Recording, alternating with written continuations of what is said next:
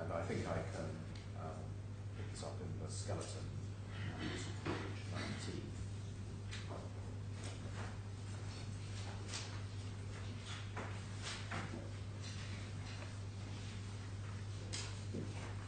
Where we summarise the points, which are in truth fairly short.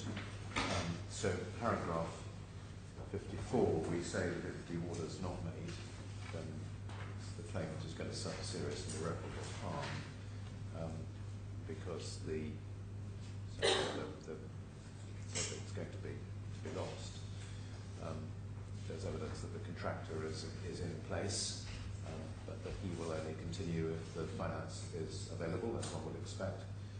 There's currently a management agreement in place, as agreed with the Langham Group, well-known luxury hotel group, with splendid hotels in the Far East and London.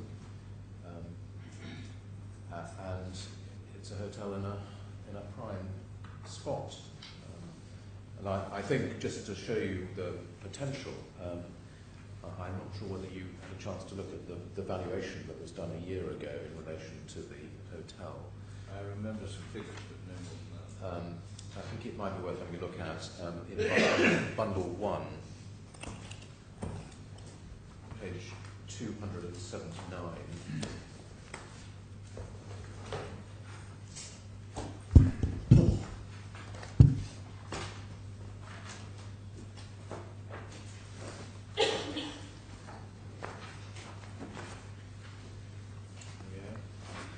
So it's a report and valuation done a year ago by specialist valuers. There's a summary on page 281,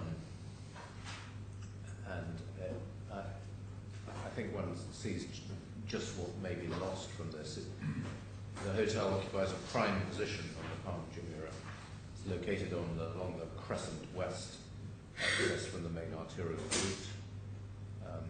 Not far from the airport, unimpeded sea views. The subject plot occupies a prime position with an extensive private beach frontage of 253 metres, providing access to a 2-kilometre beach. It's situated between two luxury 5-star hotel resorts, namely the Jumeirah's Abil Sarayh to the west and the one and only Palm Jumeirah to the east. As such, the location is considered a designated luxury hotel node for Dubai. And then there's the square footage available, and they've prepared a valuation, they say, under the assumption that the subject property represents a fully completed and operational hotel in line with the proposed development of the site into a luxury resort. Describe it: 323 acoustically designed hotel rooms and suites, and so on, detail of which doesn't matter. They refer to the operating agreement on page 282.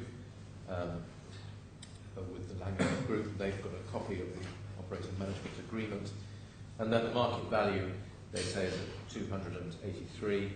Market value at day one would be 1.281 million.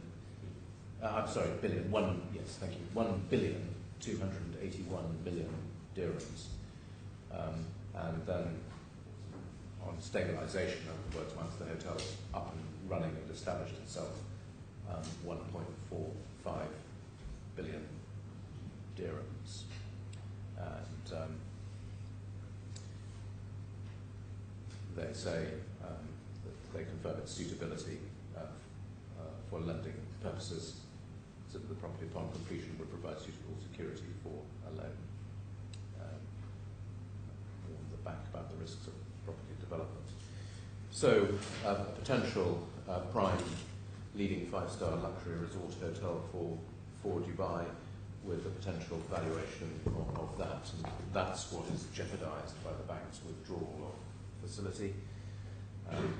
That generation of value for the claimant is jeopardised by being unable to proceed because the facility is wrongly withdrawn, and that's essentially why we need an injunction, because all that will be lost. That is something tangible being lost, but more than that, why essentially is that not compensated in damages, and why is that irreparable to the claimant? As he has said, that there is a real risk that he would become bankrupt if the development cannot proceed.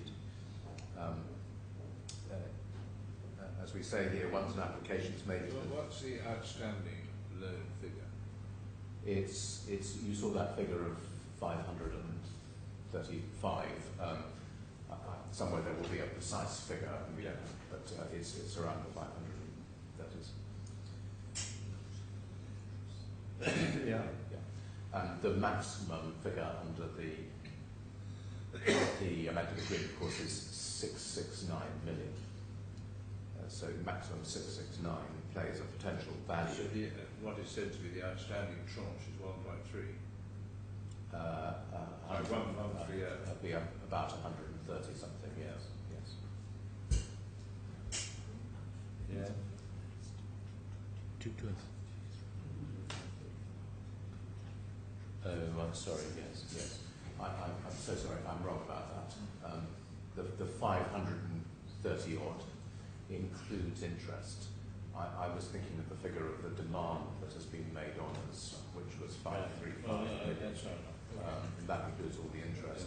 What is actually outstanding under the loan facility is 225 million. Sorry, what? 225 million. The interest is. The facility that's supposed to be made available is up to 669, and as we understand it, 225 more of that is available. But the demand that has been made upon us. Sorry, I've got these figures. The loan so far is 225 million. No, it's. I thought it was about 60. It's. Let me just get the 21st of May. It's in the 21st of May. If you look at the. But don't worry, just give me the figures. Well, what's the outstanding loan on the facility? 200. Leaving aside interest. 225 million dirhams. Right. To which one, for the purposes of assessing what would... It depends, sorry to interrupt you on, it depends what you mean by the word outstanding. I think that's what they're seeking by way of the injunction, the extra 225 million. Well, that's what I thought. 225 million is... I'm slightly lost. Okay. Yes, the 225 million is the undrawn facility. What I was asking for, what has been drawn? Oh, I'm so sorry. I misunderstood. It's my fault. Well then, 444 million. Right, okay. To which one has to add something like $80 million dirhams of interest. That's right. Yeah. The figure in the 7th of January warning notice was 535 million. Thank you. And again, I'm on the figures. On top of the 225 million needed to proceed with the work, a further 150 million is required from some source. Yes, it is.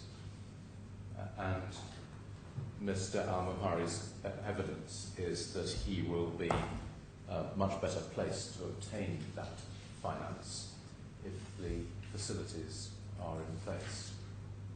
Well, I'd like to see some of that. Okay, thank you. Right, so anyway, we were dealing with irreparable harm and the risk of bankruptcy, you say, Yes. leaving aside financial considerations. Yes. Yes, so that Mr. Al-Muhari gives evidence of that in both of his statements. In his first statement at paragraph 99, Which is where? that's in bundle 1 at page 32 of the bundle.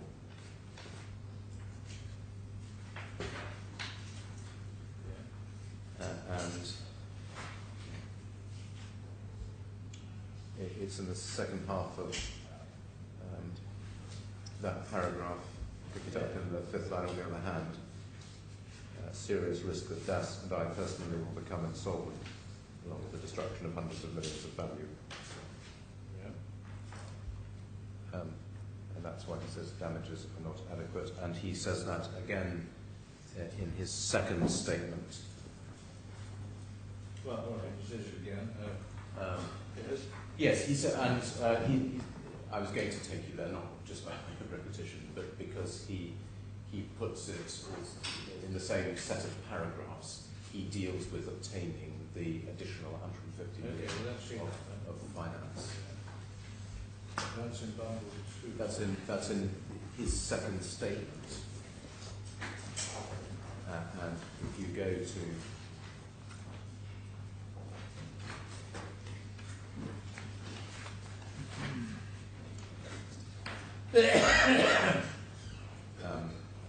page 18 of the statement, 488.18. Yeah. And it's really paragraphs 66 to 68. Where he says,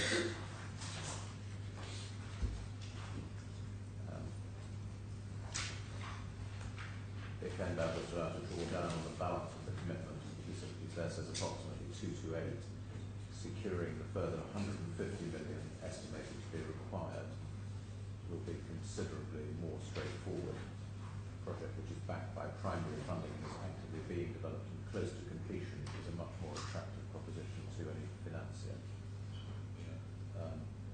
And as a result, if the available commitment is not reinstated, the project will in all likelihood fail, will be abandoned, and DAS and I will to no more and remain registered with the Central Bank of the UAE as defaulters. The court restrains the enforcement of the mortgage pending trial, then I will at least be in a position to attempt to sell the project without attaining a distressed auction sale. I would have some control and have a better prospect of gaining a higher price to the benefit of both myself and bank. If it's permitted to enforce its security, then an auction sale will follow, and the likelihood is that I will be left with nothing. It's likely that I will be bankrupt.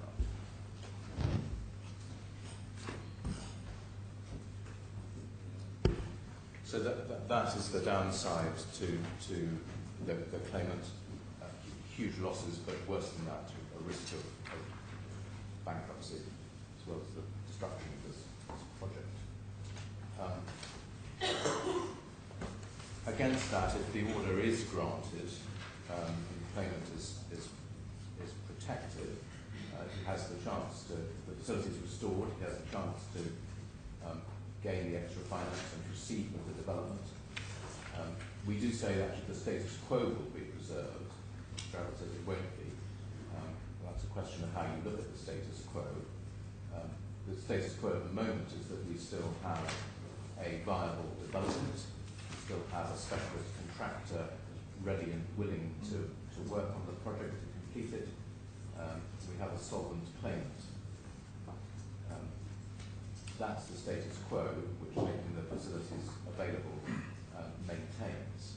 It's not the status quo if the project effectively has to be abandoned and sold incomplete at auction.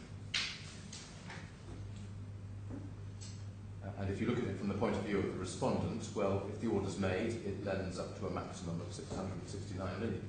And if at the end of the day it wins the trial, and the order that we asked for is made, but it turns out that it shouldn't have been, well, then it will simply have lent more than it was obliged to lend, and it will be able to recover then by its security. But at that stage, the hotel will have proceeded. There will be a valuable asset with which those damages, if that arises, could be met. I'll get interest on their outstanding money, and the likelihood is that they can look to the sale proceeds of the completed hotel. So for that reason, damages are an adequate remedy for the respondent, but not for the claimant.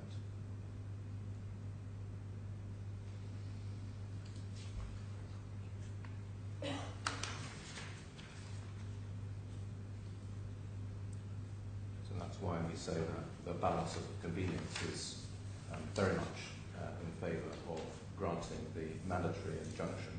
And we pray that the fact that you can have we say a high degree of assurance that there was no event of default here, and that's the principle that Mr. Justice Chadwick, as he then was, identified, and which I set out earlier in the skeleton. I'm sure the Lordship was. Sorry, what was that, Frank? That was the principles from the Nottingham Building Society case in relation to mandatory injunctions. I quoted a passage earlier in the skeleton.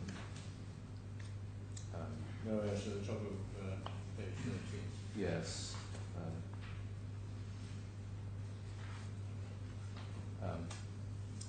And it's the third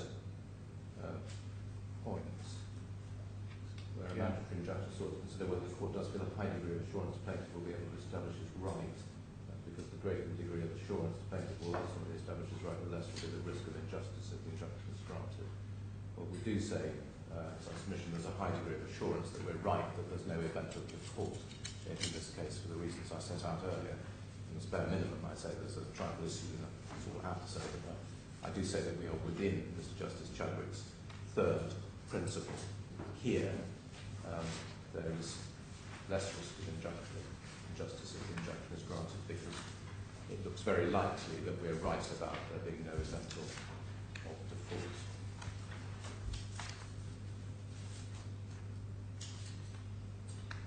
That's the mandatory injunction.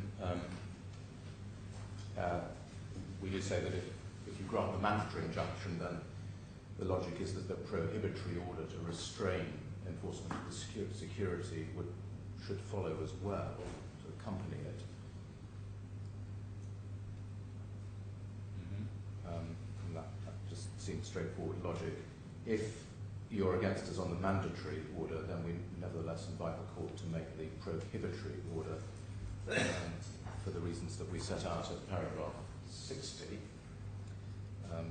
because although the project will still likely be at an end for the claimant, at least there would be time and some chance to find the mezzanine finance that he intends to seek for the 150 million that's required. So it would at least give him time to do that, or achieve an orderly sale in the market rather than a forced auction sale pursuant to the execution procedures of the court. So there is some value in the prohibitory order, although it doesn't preserve the development in the way that they... I mean, how does it work? The prohibition would last for a specific period of time, or what? Well, until trial or further order. Right. No, I mean, you'll get your trial before anyone. Oh, okay. Yes, yes. And just in an ordinary way, and then we're right or wrong at trial. But by the time we get to trial, we have either managed to raise the mezzanine finance, which seems unlikely, I say, in the event of no mandatory order. Right. But which is that's the evidence. It's difficult to raise mezzanine finance if you haven't got your primary funding in place. That's what Mr. Amakar is saying. So that's why we ask for the mandatory order, because that's what enables the development to proceed. We have the money to enable us for the contractor that's in place is saying that he will proceed as long as we have the bank funding in place, and we're then well placed to get the mezzanine finance. So that's what we ask the court to do, to make that a mandatory order so that the development can proceed. But if we don't get the mandatory order, then we do ask nevertheless for the prohibitory order, so that at least the auction sale, the forced auction sale, is prevented pending trial. And there's some chance, a low chance perhaps, that the mezzanine finance can be raised, but at all events there isn't a forced auction sale. An orderly, controlled, marketed sale can take place, and that's likely to be more successful. And on that basis, whilst there must still be a risk of bankruptcy, there's a lesser risk of bankruptcy.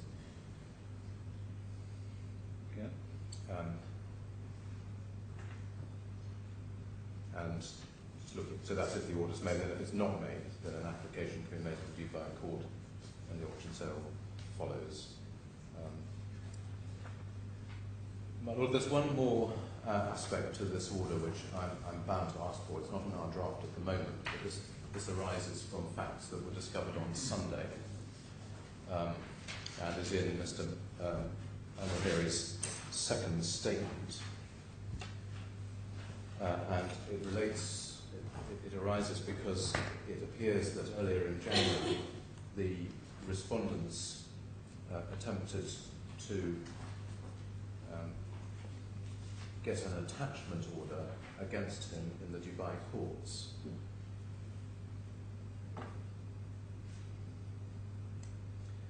And he deals with this at paragraph 56 of his second statement.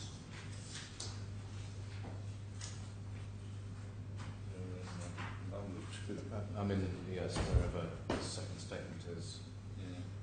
So 66? It's 56, paragraph 56. I have it.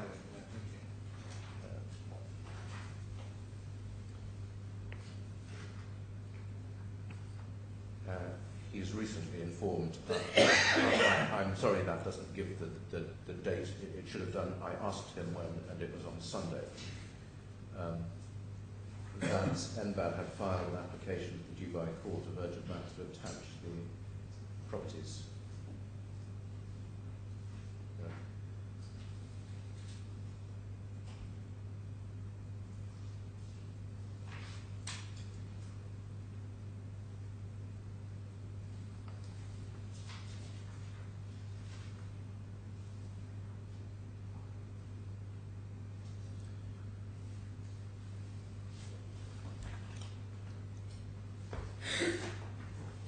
So I see what there was a hearing on the 7th. Yes. So, in the light of course, it wasn't served on us because it failed. It was an ex-parte application that failed, and so it wasn't served, and that's why we only found out. That makes sense, I think, of recently informed by my local advocate. That's why we didn't know about it. But in the light of the fact that an application has been made, albeit one that failed, we would also ask your Lordship to restrain the defendant from taking steps to attach, freeze or encumber the claimant's assets. And we have prepared a further revised draft of the order which incorporates to that effect. If the facility is made available, then... So I'm not quite clear what the position is here. What is said is that the debt has been called in for what? It's referred to as the outstanding debt. Yes. There is, of course, a facility. Yes. And loan. Has there been a call, a demand for the debt? Yes. Right. That has. That's... I'm not sure I've seen that. Oh, well, I'm sorry. That's... let me take you to bundle 2. Yeah.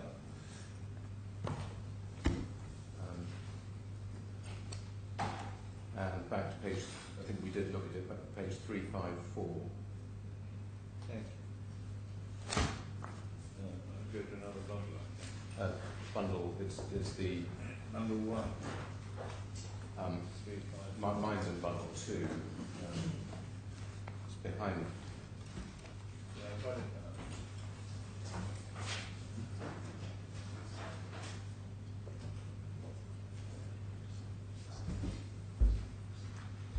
So this is based on the same defaults, is it? Yes, it is. Yeah. Well, the only... yes, because if you look at the bottom of page 354, we refer to the ongoing defaults, and it's the same ones. Right, thank you. So it's not suggested there's been a default in payment of any? No. What Regular payment. the way we understand that it's put, and that we looked at the second page of this earlier, that they cancelled the commitment and declared that everything, together with accrued interest, is immediately due and payable. Right.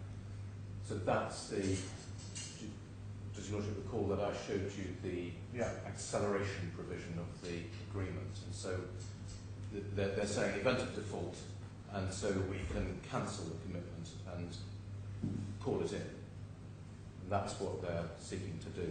So I have read December. Well, I'm not sure I read the first page. Yes, I'm certainly seeing it. Thank you. And then, so that's that, and then that's followed by the 7th of January warning letter, by which time the amount has gone up. So it was 540. Now, in a sense, you say this is where the ball started rolling. Yes. Yeah. Yes. I mean, this is at least the beginning of modern history in this case. I think the beginning of modern history is probably the 30th of April in fairness, which was the letter that actually, for the first time, alleged the events of default. That's the one at 352. Did you say 352? It's the previous page. Yeah. Yes. That's the first time they articulate. It's rows 1, 2 and 4 and clause 22(5)(a). So one is from the bank and the next one is from the law. That's right. And then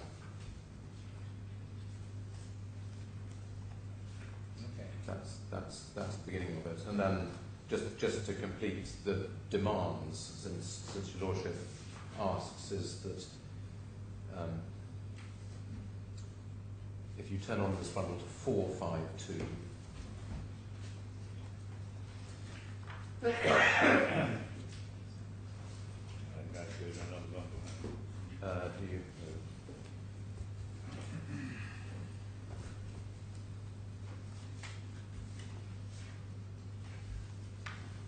Yeah. You see a final notice of demand from the lawyers.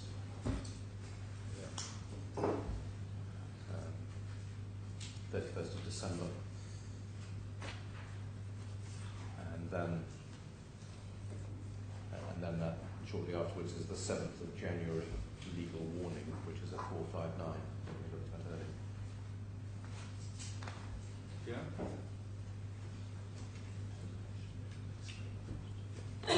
So essentially what the setup is 30th of April 2015 says these are the events of default. 21st of May then cancels the facility on the basis of them. That accelerates all the cancels the debt and makes all the monies that have been lent repayable. We then get a final notice of demand for those monies 31st of December and the legal warning that is the trigger that permits the beginning of the mortgage enforcement process. That comes on the 7th of January. And it's going to expire on the 6th of February, at which point we could get an application to the execution court in 4 days' time, and that's restrained by lordship. Yeah. So can I, may I hand up and hand to Mr. Abbott a revised formal order which includes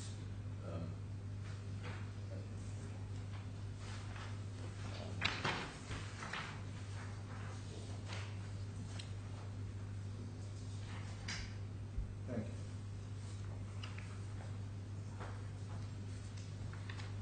so that this includes I should say, first of all, it includes the undertaking in damages at Schedule 1, which by error was omitted from the initial form of order, but was included in the one attached to Mr. Bay's statement. But otherwise is the same as that form, but with the addition of paragraph 4b, so that the restraining order also is to restrain them from attaching, freezing, or encumbering property or assets. There would be little point in certainly the mandatory order being made, and then there being an attempt to attach, freeze, or in some way encumber those assets that would equally thwart the development. So in the light of what we've just discovered, we've also asked for that restraining order.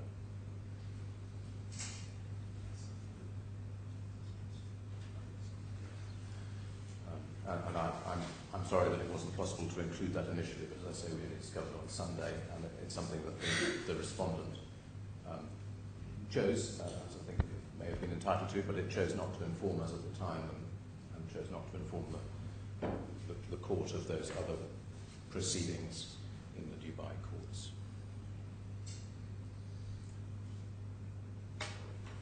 Yeah. I think unless I can assist you further at this stage, that's my application for the injunctions. Sorry, unless I can assist you further at this stage. Yeah, I think that's very helpful. Thank you very much. Thank you.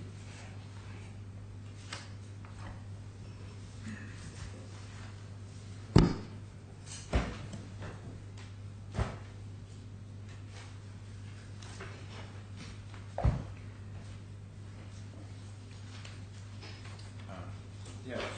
Your Honour, perhaps I can deal with the jurisdiction points first. Yeah. I don't know if you have my skeleton in front of you. Yeah. So we're in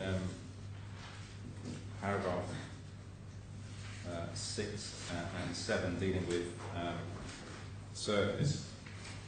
And my learned friend has accepted that service was not carried out in accordance with the local law which requires process service in Abu Dhabi, and no translation was provided. Perhaps I can first of all take you to the DIFC court rules on service at tab 9. Sorry, part 9.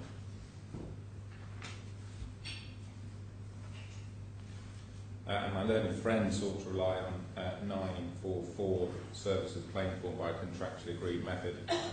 I'll come on to that in a minute. I would draw your attention to the section headed Roman numeral 3, which starts with RDC 9.52. So rule 9.52. And you'll see a heading there, special provisions about service out of the DIFC or Dubai, which is what's taking place here. Rule 9.53, given the international nature of the DIFC, permission to serve process outside the DIFC is not required, but it is the responsibility of the party serving process to ensure he complies with the rules regarding service of the place where he is seeking to effect service. 9.54, where a claim form is to be served out of the DIFC or Dubai, it may be served by any method permitted by the law of the place in which it is to be served. And perhaps most importantly, 9.55, nothing in these rules or in any court order shall authorise or require any person to do anything in the place where the claim form is to be served which is against the law of that place. So, I'll come on to whether the claim form was served by contractually agreed method, but even if it was, which I don't accept, we say that service, and it appears that they accept, was not in accordance with the law of Abu Dhabi. Well, I'm not sure that went that far. You say there's an out of law in Abu Dhabi. You can't agree to dispense with the requirement of service, say, in Arabic. Is that right? I say as a matter of law in Abu Dhabi that service, first of all, has to be effected through the court process server. Just answer my question, would you? Are you saying that by the law of Abu Dhabi, parties to a contract cannot agree to accept service of proceedings in the English language? I'm saying that service of proceedings in Abu Dhabi must be carried out, the proceedings must be translated into Arabic. So the answer to the question is yes, is it? Yes, Your Honour. Well, I'd like some help. Why are you saying the law of Abu Dhabi that was impossible? Your Honour, perhaps I can take you to the authorities bundle. Sure. Tab 19.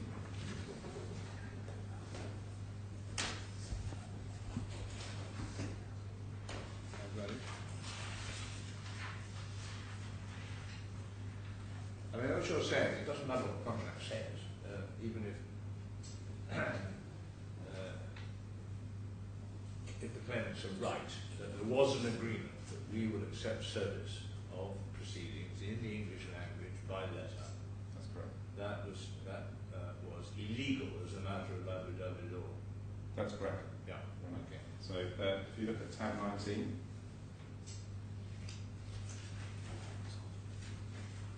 Thank you. tab 19, and it's page 152. Article 4. This is an extract from the Civil Procedure Law. Tab 19. Tab 19. Article Page 152. 152. Yeah. This is an extract from the Civil Procedure Law. Yeah. Article 4. I've got it. Thank The you. language of the court is Arabic. I don't think that helps you very much. And then if we look at Article 5,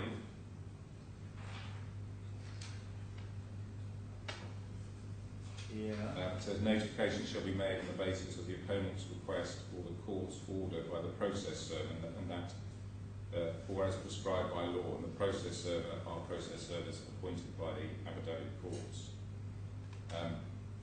2. This is notification of what? Of the process. Right. That is, shall be made on the basis of the opponent's request or the court's order by the process server, or as prescribed by law. So if I want to serve someone in Abu Dhabi, I can't simply send them a fax from here. Well, this is rather an important point and a surprising one, and a wholly uncommercial situation, which I'm surprised Abu Dhabi subscribed to, but there it is. At the moment, I'm not seeing this article as prohibiting an agreement to dispense with Arabic and/or prohibiting to dispense with the need for a process server. Where do I get that from? Your Honour, these are articles set out in the Civil Procedures Law, which are a matter of public order. So these are well-established service procedures. Hence the need in the DIC court rules for service out of... It's very difficult. These are little extracts, aren't they? That's correct. Very difficult to work out what we're looking at. This is an extract from the Civil Procedures Law of 1992. I'm not quarrelling with that. I'm just saying you've just picked out little bits and pieces. It's quite difficult. So if somebody starts with subparagraph 3 on page 50, you then have half a dozen articles. And then we go back to Article 3. That's the background in my submission to why service outside the DIFC or Dubai is to be translated into Arabic. And I think this is very thin material for me to operate on. I really do. And perhaps I can show you... Is there, perhaps you can help me, is there an equivalent in but I wonder if there's...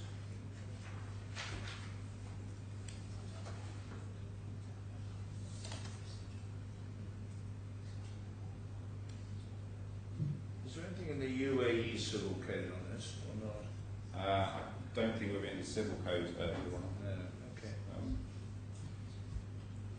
In my submission, that is the correct method. I'm not quibbling with that, I think. What I'm quibbling with is being satisfied that this precludes an agreement to do it another way. Yeah. Well, Your Honour, perhaps we can look at what the agreement was.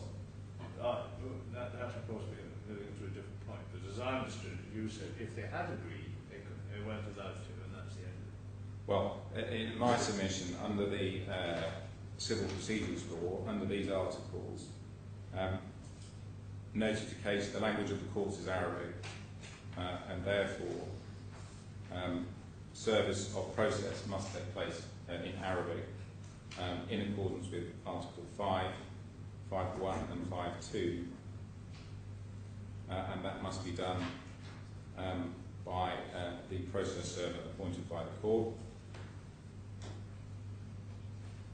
and that's in Article 5.1. Well,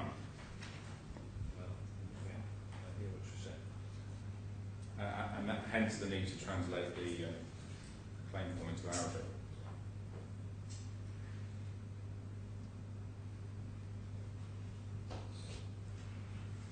Perhaps we can take a look at the agreement. Sure. It's a surprising point, I necessary for a reputable bank to take. Well, Your Honour, that is the process as it stands. I mean, here's a bank that signed a facility agreement written in English. But, well, Your Honour, that's why the provisions of the DIC court rules provide for service. I'm sure the bank had that very much in mind. But anyway, there it is. It's a surprising, I'll put it no higher, point your bank to instruct you to take. Thank you, Your Honour. Perhaps if I can take you to the contractual provision that's relied on. That is in bundle 1, tab 4. Yep. But no. Tab 4. My tab 4 is completely blank. Oh, Well, the tab 4 divided what? divider C. Ah, no, I got it now. Yep. Page 125.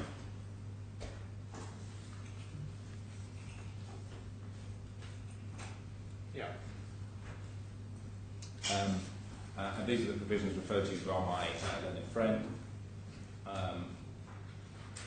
27.1 notices, any communication to be made under or in connection with a finance document shall be made in writing unless otherwise stated, may be made by fax, letter or telex. Then we have the addresses in 27.2, 27.5, any notice given. This in my submission is a provision for notices in connection with a finance document. It's not what you would normally expect to see, which is a service of process provision. Well, in a sense, of course, I agree with you, but the question is whether, on its proper construction, it encompasses the service of proceedings. Well, in my submission, given the provisions of the DIC court rules, the answer must be no, because those provide for service outside of the DIC in Dubai in accordance with the law of the place. Well, that's the point you've already made, but let's just look at what the contract says. As I understand, you say the contract can't contradict Abu Dhabi law, but that's a different point. Why do you say, leaving aside Abu Dhabi law and the rules of the court that require service in accordance with the local rules, that a communication or document delivered or under or in connection with the finance documents does not include a claim form? I think the submission from my friend was that it referred to a claim form. There's no specific reference to a claim form here. I think even I spotted that. I don't think he was saying any such thing. What he was saying, he may be wrong. I mean, one outcome is that this is a completely threshold point. If you're right, we're wasting an awful lot of time and money. And we're about to waste a great deal more time and money because they'll just issue some more proceedings. You really want that? Your Honour, Is that the purpose of this?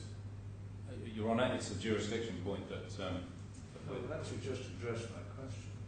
that Is there really any commercial merit in you, I'm not saying you're right, but assume you're right, that there's no jurisdiction because there has to be a proper service? well, we say I agree with you. So the case comes to a grinding halt, they go off and reserve properly in Arabic so you can understand it, and use the process server so you welcome him in. And then you'll come back again next week. Your Honour, we say it goes to the ability for you to grant relief today, because if there's been improper service, then we say that. You really aren't addressing my question. You're just. Well, Your Honour, there is a reason for taking these points, which is. Well, you tell me what to do. Which is if there's been improper service, this court does not have jurisdiction. over the claim form. That is entirely circular. And we say, well, forget me, Mr. Abbott, I hope I'm not sounding too impatient, but I'll just try one more time, if you possibly try and listen to the question and answer it. If you are right that this clause does not permit service of a claim form on Mr. Longdale, either because the contract does not include, clause 27.2 does not include a claim form, or because as a matter of Abu Dhabi law, if it did include a claim form, it was invalid to that extent, or maybe invalid altogether, then we can end our proceedings now. But do you really want to have a situation in which the claimants go away and they translate the claim form into Arabic so that your clients can understand it and go to process server and come back next week? What's the purpose of this? well, Your Honour, we say that it goes to the inherent jurisdiction of the court. Oh, please, that's the premise of my question. But I can show you take you to the authorities that shows the court doesn't have jurisdiction over the claim, and that impacts the ability to grant the I relief. don't think I need an authority for that proposition. Have you really not understood my question? Your Honour, I can move on. You have my submissions on this point. Yes, well, what I'm trying to, in a sense, establish whether I've missed something, because I just am surprised that your clients want to take it for 30 years, even if it's right. But maybe you say, as a matter of construction, this clause 27.2 does not encompass a claim form. That's correct, Your Honour. Alternatively, if it does, it's invalid. That's correct, Your Honour. Right. That's correct. Thank you. So, Now, is there any more, I mean, that's your submission. Is there anything more you want to say by reasoning in support of it? that's my submission. Right. That's my submission. Thank you.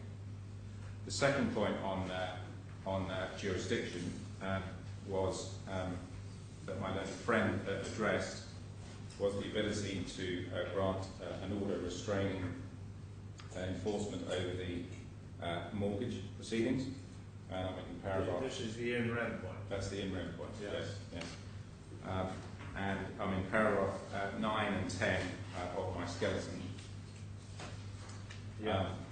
And perhaps we can look at Article 32, which is in tab 19 of the authorities.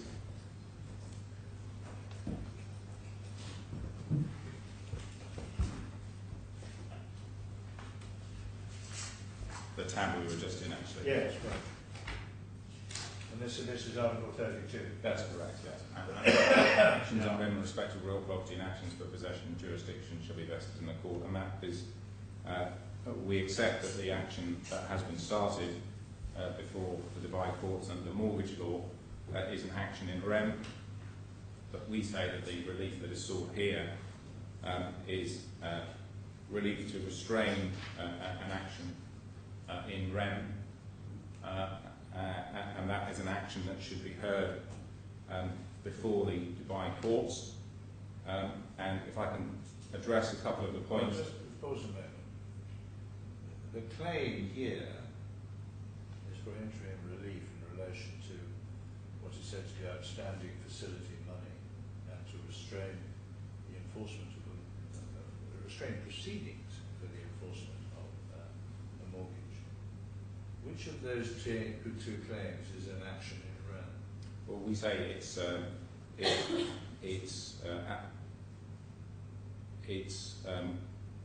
ancillary to the action in rem, because the effect will be to stop the action in rem that's taking place before the Dubai courts, and under the mortgage law, that action must take place in the jurisdiction. An interim injunction is an actually archetypal action in persona, isn't it? But we say that the effect of this relief will be to bring to an end an action in rem before the Dubai courts, Yeah, so they can't process an action in Rome. which is where the action for the property should take place under the 2008 That's your point, is it? mortgage law. That is my law. Yeah. And we say that that is a matter of public policy.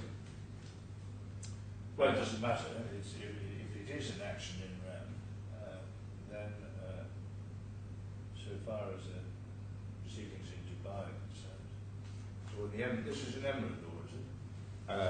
No, this is the federal law. This is the Federal law, procedural law. yeah. Yeah, federal law. Federal law. So far as, and it's pretty typical in the federal jurisdiction, the proceedings in Rome are allocated to the emirate or whatever the state may be, in which the property is situated. I'm part of all that. That's correct. And in my submission, it has the effect of stopping those proceedings. Perhaps if I can address the point that my learned friend made about their inability to take action in those proceedings. Perhaps we can look at authorities. We're in the authorities bundle. Yeah.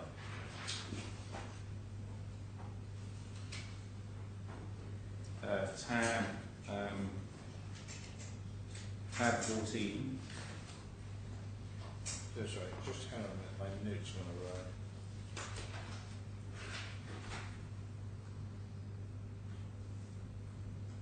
Sorry, I meant an incorrect reference. Sorry, it's tab 5. Tab 5, Your Honour. Yeah. Hang on.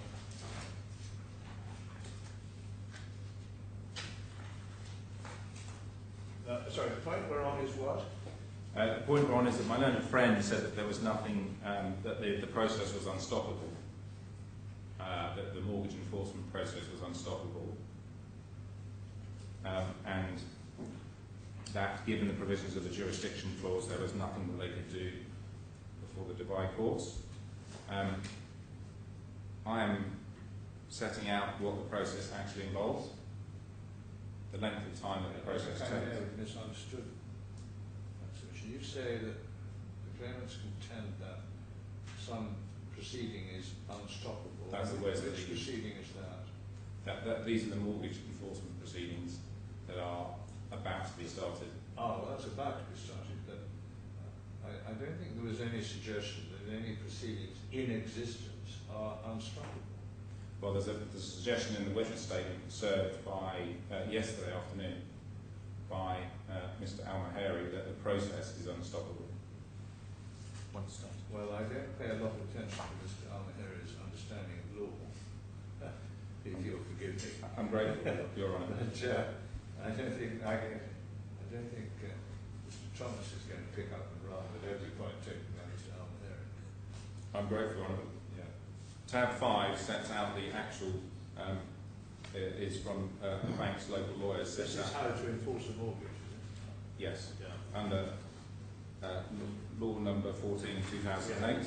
and you'll see on page 10 procedures for filing a request for the sale of mortgage property, and there are some 16 steps set out. Yeah. And on page 13, the process as from inception until recovery of the debt will take the time ranging between 6 to 12 months. So this is not something that's going to happen. Well, exactly. You would say, I'm sure you will help me, if this is the process, it's going to take quite a long time. That's correct. With all the questions. Sorry, I was looking for the mortgage law as well. The mortgage law It's in there somewhere. is at tab. Here we are. No, it's divided forward. Yeah, divided forward. Tab 4. So we say that goes to urgency as well. If you're still in tab 5, Yeah. Your Honour, pages 13.1, 13.2, 13.3 are examples of stay orders to that mortgage enforcement process that have been granted by the Dubai courts. Of the 60-day stay. No, we say that in addition to that, the applicant in this case can apply for a stay of the sale procedures.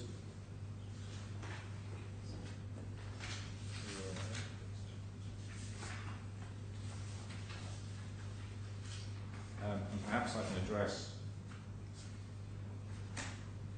my learned friends. So we say that is an option that is open to the applicant. And perhaps I can address my learned friend's point that dealt with the jurisdiction clause that he says prevents him from taking action. That is in under 1. Yeah. Temple C, Yes. page 127. Yes. The jurisdiction clause there. A is the exclusive jurisdiction of the DRC courts. B and C deal with fraudulent convenience. D is the clause for the benefit of the lender only. As a result, the lender shall not be prevented from taking proceedings against the borrower relating to a dispute to any other cause with jurisdiction. Now that allows the lender to take proceedings. There's nothing to prevent the borrower from defending those proceedings, of course, by way of, for example, asking for a stay of those proceedings.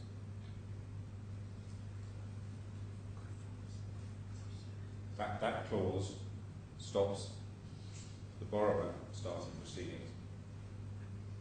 Doesn't stop the borrower defending proceedings started by the lender in another jurisdiction. True.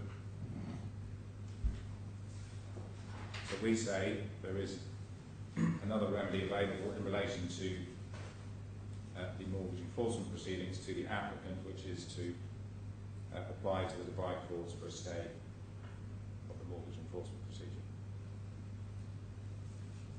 Yeah. And that is also relevant to urgency, we say.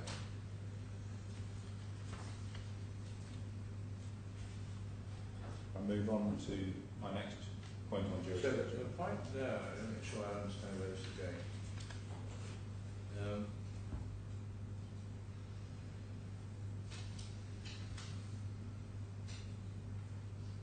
If and to the extent the claimants are not entitled to any form of mandatory relief, but might be entitled to some form of restricted relief in the form of a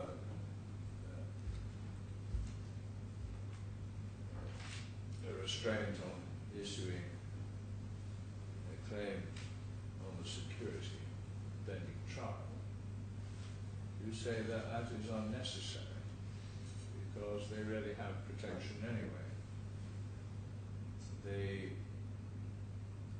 The process is a very long, lengthy one anyway. That's correct. But even if it wasn't particularly lengthy, they can make it longer by seeking a stay. That's correct.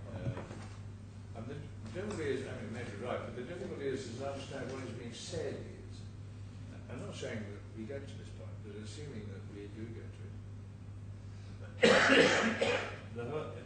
the very fact of the issuance of proceedings to recover monies onto the mortgage is going to cause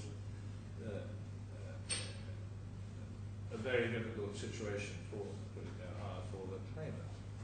So matters are out of his control, and that he will find it very difficult to undertake a private sale. He'll be faced with suggestions he's effectively in a forced sale position, and therefore that's unattractive to him. So the only basis I understand in which he is asserting that absent mandatory injunction, it would be appropriate to grant a prohibitory injunction, is that thereby the status quo is maintained while he tries to sort things out for a while. So the stay from the Dubai courts of an actual action to engage the security under the mortgage is not really what he wants. You might say, well, tough, I suppose. Well, Your Honour, we would say that the stay, I mean, is what he, I can't emphasise what he wants, but it would have the same effect Yeah, okay. as a... I'm afraid, rather thinking aloud. I'm trying to find my way around this. Okay, thank you.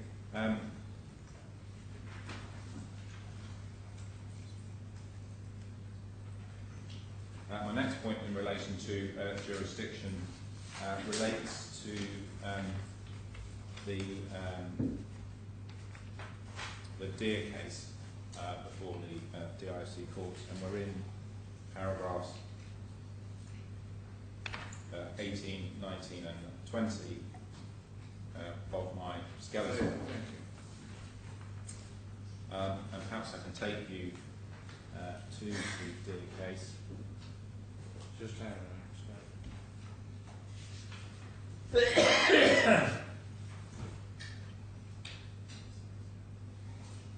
Yes, okay, thank you. Which is at tab 6. Thank you.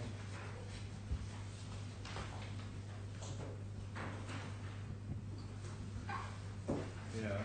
I don't know if your Lordship is familiar with this. I'm not actually. Is familiar with this case, but it's a case that... Well, I mean, you've given a very helpful summary of what the point was in your paragraph 20. Yes, paragraph 20. It's a freezing order was sought in relation to arbitration proceedings, and there was an issue as to whether the seat of the arbitration was at Dubai or DIFC. When it came to the return date before the Chief Justice, found that the seat of the arbitration was in circumstances Dubai, not the DIFC, and therefore it did not have jurisdiction to grant any interim relief and discharge the freezing order. But he did then go on to consider at paragraph 109 on page 36. Yeah. At the top there, as the applicant has given notice of his intention to appeal, I set out my findings on the merits of the respondent's application on the basis that, contrary to my earlier findings, the DIFC court does have jurisdiction. And his findings were at paragraph 132 on page 29.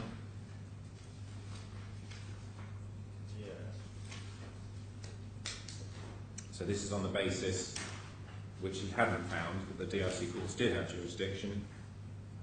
Likewise, the respondent in the present case did not show any link to the DIC. None of the parties were incorporated in the DIC, and the properties which were the subject matter of the dispute were located in Dubai. Properties that were the subject of the freezing order were also in Dubai, and the applicant had not offered any evidence that any assets of the respondents were held in the DIC.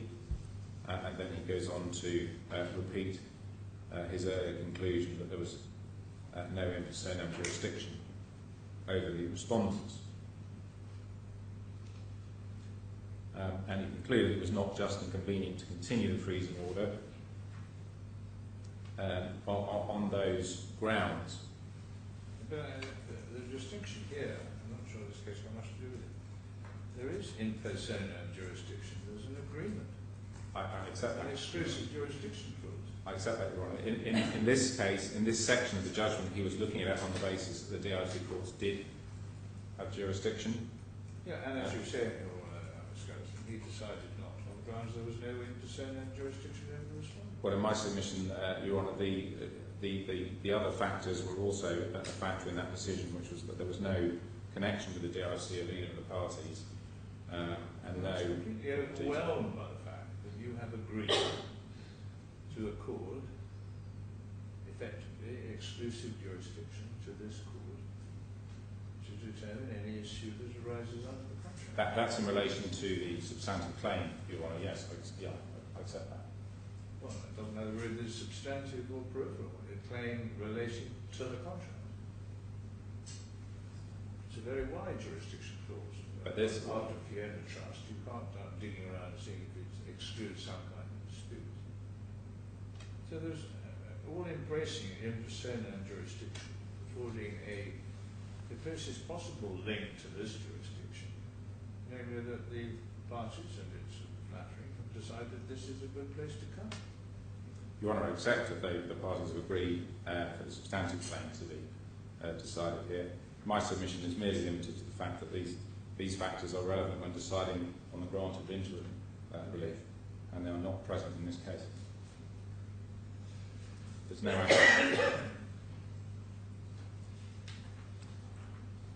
there's no assets of either party in the jurisdiction, and no presence either.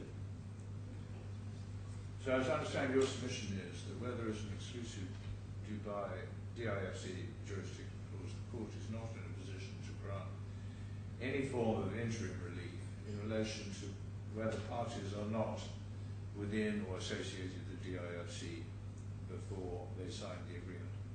I'm saying it's a factor in the decision whether to grant relief, Your Honour, and it comes on to my next point in relation to enforcement of any mandatory or prohibitory junction onshore in Dubai. And my learned friend touched on that by reference to the Alton, but we're now in paragraph 23 of my skeleton. And my learned friend touched on that by reference to the Al-Tamimi article and by reference to the judicial authority law. So I'll come to both of those. In relation to the Al-Tamimi article, he said that it was essentially old and out of date. There is further material from Al-Tamimi in the authorities bundle which dates to 2010. Perhaps I can take you to that. Yeah. That is at tab 8. My apologies, tab 9 of the authorities bundle. So this is the enforcement point, is it? This is the enforcement point. Tab 8 of the bundle. Tab 8, yeah, thank you. So that's an article. I thought that was the one we were looking at. No, Your Honour, we were previously looking at, sorry, tab 8 is the extract from Tamimi's book. Right. Tab 9 is the article.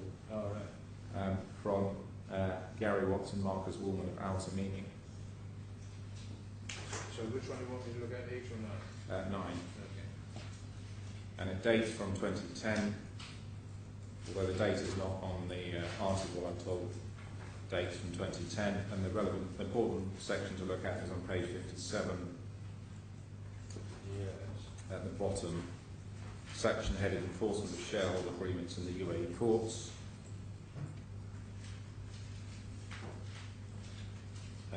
First paragraph is not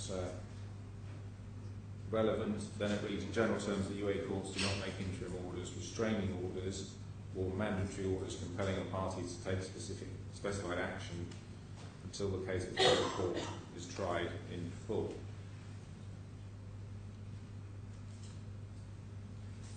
Well, yes, I mean, enforcement is a different point. I mean, it may be that, for instance, the Dubai courts do not issue injunctions or do so readily, but if the DIFC issues an injunction, that can be readily enforced in Dubai under our protocol. Well, Your Honour, there have been freezing, as I accept in my skeleton, there have been freezing injunctions, freezing orders that have been enforced onshore. You would have thought ordinary injunctions were less draconian than freezing injunctions. Well, what we say is more draconian because this is a mandatory and prohibitory injunction. Well, so is a freezing order. It's a mandatory injunction. It requires you to tell everyone what your assets are. It's a mandatory injunction. But this is a mandatory injunction requiring specific performance of the agreement. It requires a high test. I follow that. Yeah. All I'm saying is that And whether or not a UAE court would issue a mandatory injunction in a specific circumstance doesn't really bear directly whether it will enforce such an order issued by this court. But in my submission, there must be a risk that the order will not be enforceable if the particular relief is not recognised Well, by I take that point on board, yeah. either Dubai courts. Okay. My learned friend also referred to the judicial authority law. I don't know if you have the extract. Yeah. I think it was handed up. He did. Hang on.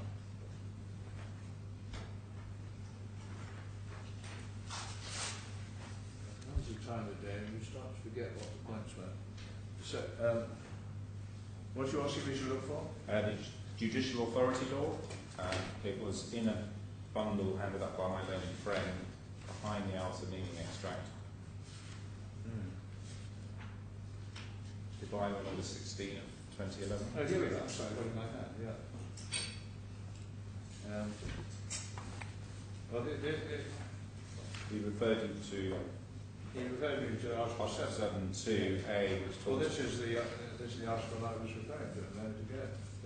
That refers to judgment decisions being final and executable. Obviously, the order you're making today is not final. It's an interim injunction. So, I'm looking at Article 7. Article 7, It encompasses judgments, decisions and orders. and then there's a subsection A. Yes. According, well, sub A, B, and C are the conditions upon which those orders will be enforced. The judgment, and A reads the judgment, decision, order, or ratified arbitration award requested to be executed be final and executable. Yes. So my submission is a question there Well, whether I see. Your point is that you're not an making a final. interim order can't be made a final order by this process.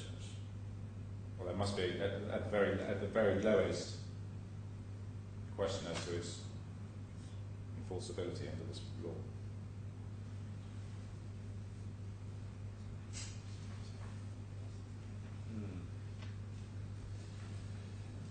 Yes. Well, Mr. Thomas might help me with that and reply. Okay. And so we therefore say, even if you are minded to grant the release all today, it's going to have no effect outside the DIFC.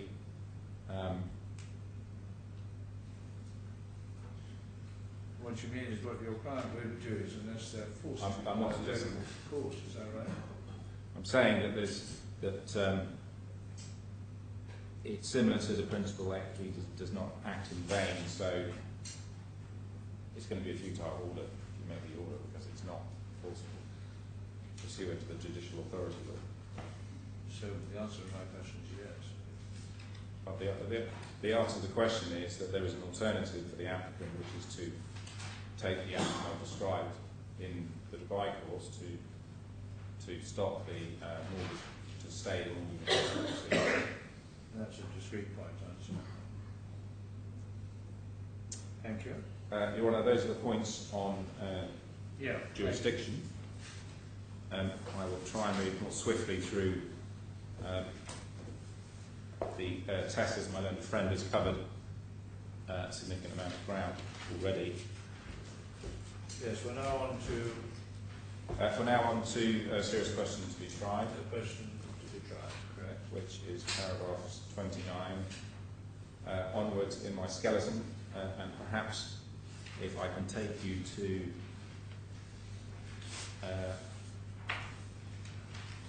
the agreement briefly, just to give you some context. Yeah. That's at tab 4.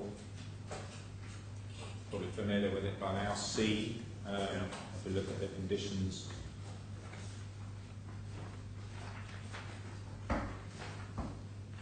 Now we've seen the relevant provisions. The conditions subsequent are at page 54. 54 of the agreement. Sorry, page 54 of the bundle. That's right.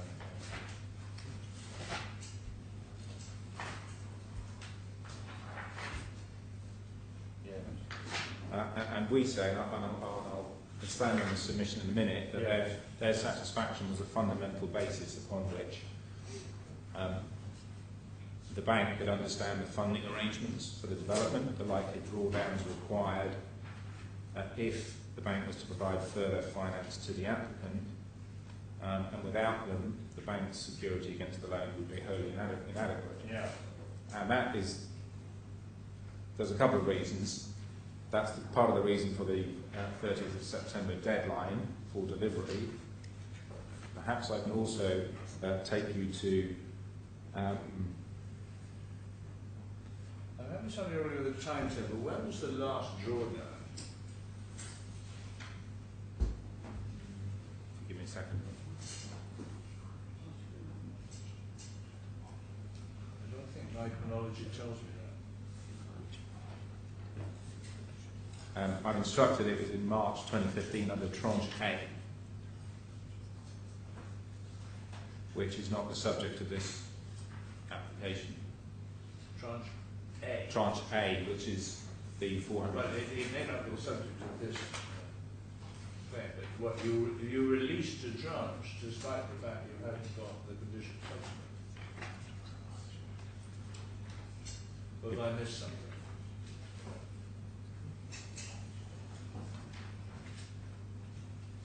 One second.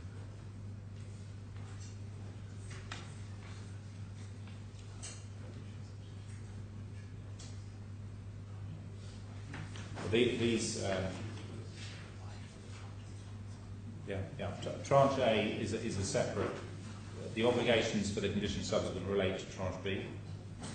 Well, Schedule 2 only bites on B, does it? That's correct. No, I missed that. That's correct. How do I find that out? I don't think I was told that.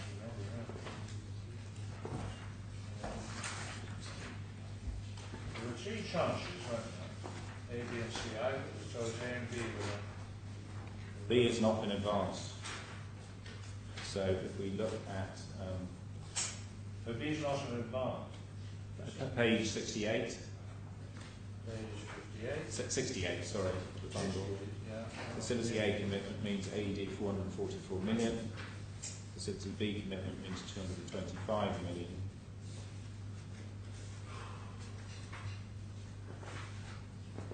Yes, that's A and B. Thank you. Now, I thought those were the 2 relevant facility commitments. And it's facility. And what is outstanding is the whole of B. Is that the point? Yes, facility B has not been advanced, and that's what's sought to be advanced by the application. But are you saying that facility A was not, the drawdown of facility A was not conditional on the production of these agreements? That's correct. Right. Thank you. So just to give it some more context, if we look at the utilisation requests, they are in the same tab at 70. One second.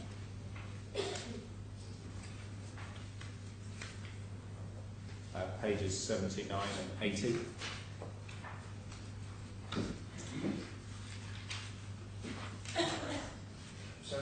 I've got that, yeah. At the bottom, Part 3 utilisation, Part 5 allowance. Yes. 5.1, the borrower may utilise a facility by delivering to the lender of a duly completed utilisation request not less than 15 days prior to the proposed utilisation date. And then 5.2 sets out the quite detailed information that is required in each utilisation request. Yeah. And if you look at 5.2 B, yeah, each utilisation request for a loan must have attached to it either one, a certificate issued by the contractor,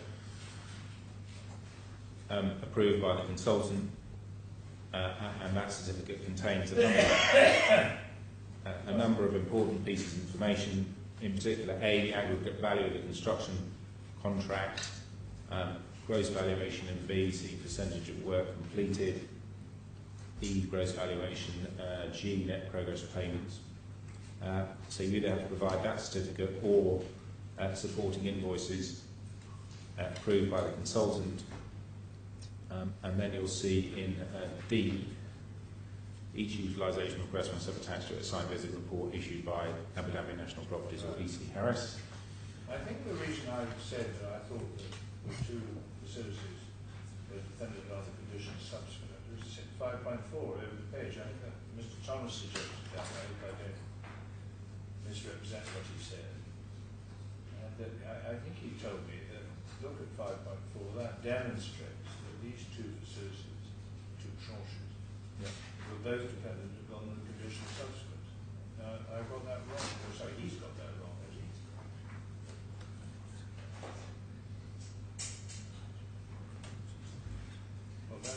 waste too much time on this.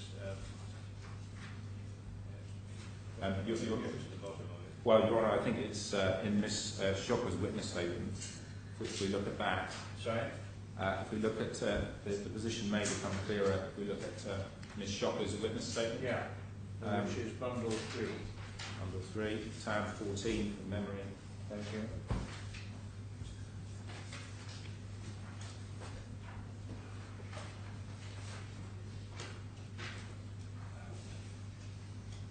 Yeah.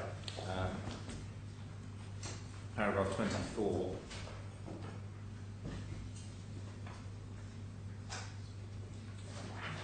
Paragraph 24. Yeah. As a gesture of good faith, the views of supporting the claimant to resume work on the development as soon as possible, NMO permitted drawdowns by the claimant under facility A, i.e. the pre-existing facility of 444 million. Oh, I see. So the drawdown was before the requirement for condition subsequent. That's It. correct. Yes, I got it. Yeah, thank you for that. Before the signing of the restatement on the 28th of September 2014. Then you'll see at the end of 24, however, no drawdowns were permitted under facility B, as the claimant had not Yes, satisfied. thank you very much indeed. So I was giving you some background to the utilisation requests, which in our submission explains the importance of the conditions subsequent. This is not just a piece of paper that was required by the bank. Yeah. There were some significant requirements to enable them to understand the funding requirements. In addition, the requirement for the contract for the assignment of the construction contract and the contractor's insurances was also important because in the event of a contractor default, in the event of a default, it gave the bank the right to take over the contract and the insurances without it. Those seem slightly obscure. I don't think that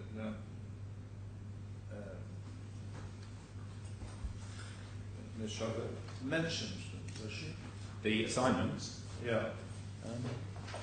Almost the whole of her section on this deals with the contract.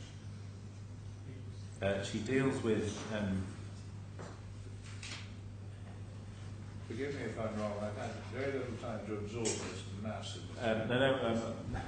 You're not alone, Your Honour. Paragraph 29 of Ms. Shocker deals with the construction contract amendments, which I'll come on to in a minute, because my learned friend raised a point. That's the whole of 25 through. That's correct. And 20 and 30. 31. 31. That's still the construction contract. If you read down, halfway down, as this being the amended construction contract was never provided to NMO as the claimant failed to comply with conditions subsequent, and it was not possible for the assignment to be prepared, as the amended construction contract could not be assigned until it was finalised, and 2, the value of the contractor's insurances had to be linked to the final construction price. So, on your case, what happened was that Tranche B was to be released against certain conditions subsequent, 3 of which never materialised. That's correct. Because the negotiations for the construction contract were never completed. That's correct. I mean, there isn't one. That's correct. As I understand it. There is. I can take you through chronology, but but I mean, you say there isn't a construction contract within the meaning of number 4. And because there isn't a construction contract within the meaning of number 4, 1 and 2 couldn't be reduced because they were dependent upon the construction contract. I got that right. That's correct, yeah.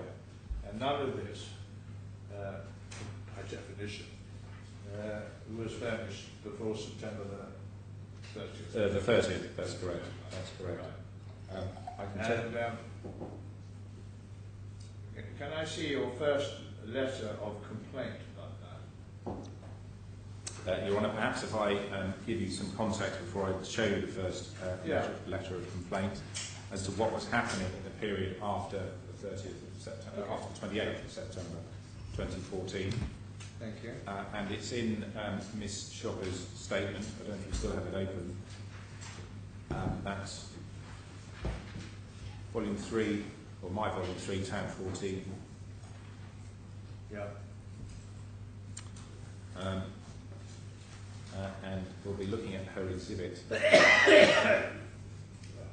Paragraph 29 on page 708. I have it.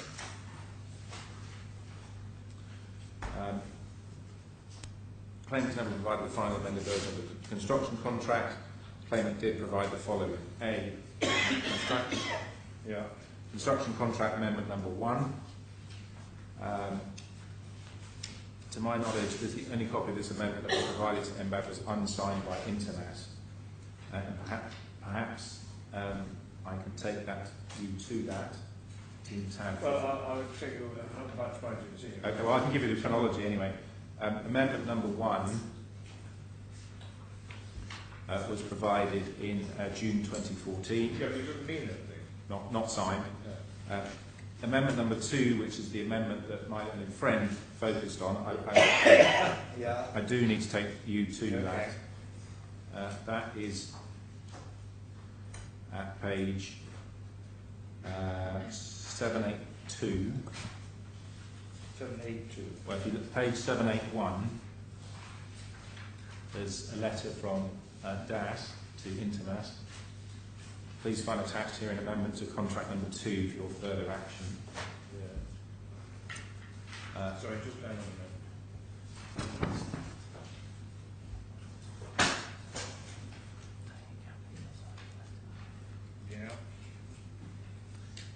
Then on the right hand side, and I think it will become obvious that this amendment was not included, or the signed amendment was not included with that letter, is document 782, amendment to contract number 2. Yeah. 783, 784. Yeah. It doesn't have a date on it. It's got some signatures.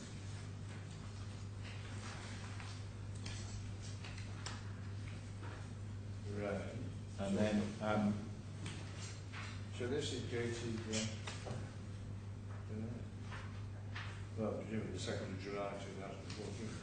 yeah, the chronology is slightly backwards. If you look at 780, Yeah. it's a letter from Intermas to DAS. Yes. Further to your letter the 2nd of July, which is the one over the page, which is attached to amendment contract number 2. We have signed the amendment on the understanding that All International, the bank, will not continue to finance the project without this amendment. So that's Intermas signing it.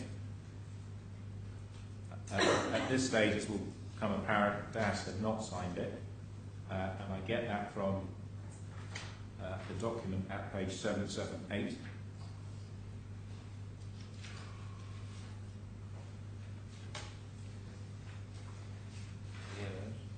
Which is a letter from Hill to DAS. Your letter reference 1st of October, which I don't think is in the bundle, requesting advice on whether to sign contract amendment number 2 or otherwise. So this is a letter from Hill to DAS. So I'm not just seeing that sentence. Where are you? Page 778. Oh, I see, yeah, Yep. in the beginning. Yeah. We can advise as follows. And there's some still negotiation on the price, yes. You can see the final bullet point. The amount defined in contract amendment number 2 still remains subject to variation by either omission and addition, and in signing the same, DAS are not permitted to pay the full amount to Intermas in the event that the aggregate of all such variations results in a lesser contract value. So the key element for the bank is still not settled, the contract price. And you'll see there are 2 further amendments. Thank you. In time. Amendment number 3, and these are dealt with in Miss Shopper's witness statement, is at 788. Well, that's not signed by everybody. That's not signed either. And nor was number 4. And amendment number 4 at 794 was not signed. And then at 796 we have a letter from Intermas to National Bank of Abu Dhabi increasing the amount of the performance guarantee Yeah. And that post date amendment number 2. What do you say is the date of amendment number 2? The last document you saw said it wasn't signed. The date of amendment number 2 actually doesn't have a date on it. 783 and 784. Anyway, it's post 30th September 2014. That's correct. That's correct. And we say, I don't know if my own friend was appeared to be making the submission that amendment number 2 was signed, and therefore that's the end of the story. It obviously wasn't the end of the story because the price had not been agreed, and there were 2 further amendments to the contract, and it's still not been signed. Your Honour asked me in relation to, so that sets the context as to what was happening post 28th of September 2014. Amendment number 4, you can see at 792 was provided on the 7th of January 2015 by DAS. Amendment number 2, which is the only valid amendment as I understand it. Well, we don't accept that it was, but that's... No, you say this is an amendment at all. Well, we say that's not the end of the story because the contract price has still not been agreed. There were 2 further It may not amendments. be the end of the story. You can always amend an agreement. I follow that. But amendment number 2 was signed by both parties. It was signed under, we say it was signed under reservation by DAS, as you can see from the letter in October. To remind me at that point. 778.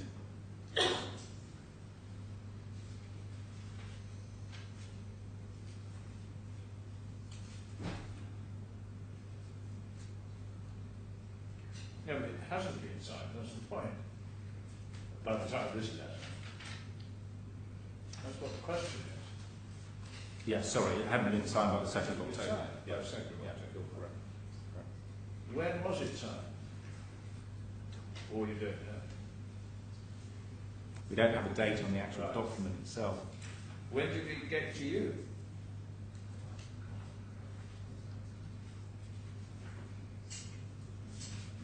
I mean, it's your copy, is it? Or is it the claimant's copy? This is in, no, this is in exhibit to one of our witness statements. Yeah. I'll have to take instructions on that. As I understand, it's been produced, presumably by this shocker. It's your document. Well, it's a document that, sorry, the letter at 778 is a letter from Hill to DAS, so it will be DAS that will know when they signed this contract, when they signed amendment number 2. Well, yeah, Ms. Shocker must know when she received it. But she's produced it.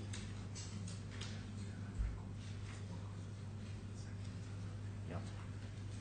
I'm not sure that's clear from Ms. Shocker's witness statement, but it's obviously after the 2nd of October, Your Honour. Right. So here we have a situation in which there's a requirement for conditions subsequent by a certain date, and none of those conditions on your case were satisfied. That's correct. That's correct, Your Honour. Then what happened? Perhaps I can. You asked me about when did we first complain about that, Yeah. and I was filling in the gap between the 28th of September thank you very much. until the Or beginning, some unknown date. until the beginning of January 2015. Yeah. If I can take you to bundle 1, tab 4. Yeah.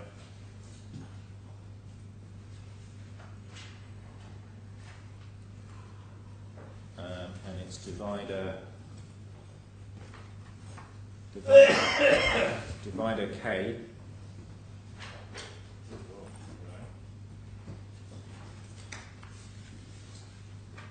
page 339.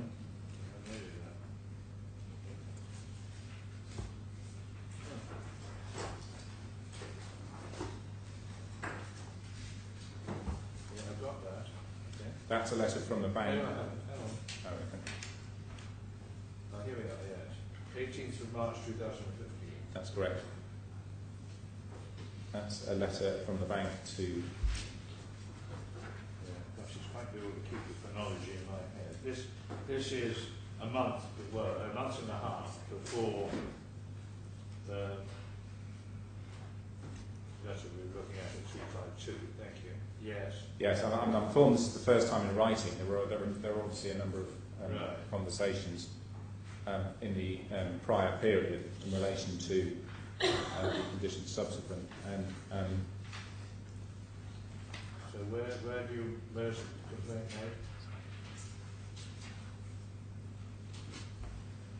made? if we look at the second page, Yes. second paragraph, Thank you. as you know, MBAT has given full support to DAS and the completion of the development. Nevertheless, we have significant concerns of lack of progress. Our understanding is that the development is currently at a standstill, which we understand is likely to lead to a further event of default. Given the obligation we met in the restate facility agreement to procure development completion by March 31st, and I think that should read 2015, obviously not 2014. So that's a complaint about the potential event of default in March 2015. That's correct. There's no mention of the conditions subsequent to it. Not in this specific letter. I will come on to that. There obviously had been, as you can see from the evidence of Mr. Socken and Ms. Soccer, there had been a number of discussions prior to sending these letters. And you'll see that this letter also, perhaps I can draw your attention to 2 paragraphs down from the paragraph we were just reading. Yeah. We also requested to meet with us and all relevant parties in order that we put in place on a consensual basis a comprehensive plan to put the development back on track. Well, so the position here is that by now the obligation in respect to the conditions subsequent to being had not been complied with for nearly 6 months. That's correct. Yeah. But there had been. And the obligation, the alleged obligation to complete by March 31st was manifestly impossible. There was no progress on the project. Well, this just dated the March, and That's there's no progress, so it must be followed, night follows day, that the prospect of completion by March the 31st was nil. We say that the completion was as a fundamental completion. That was at the time the agreement was signed was a fundamental feature of the restatement.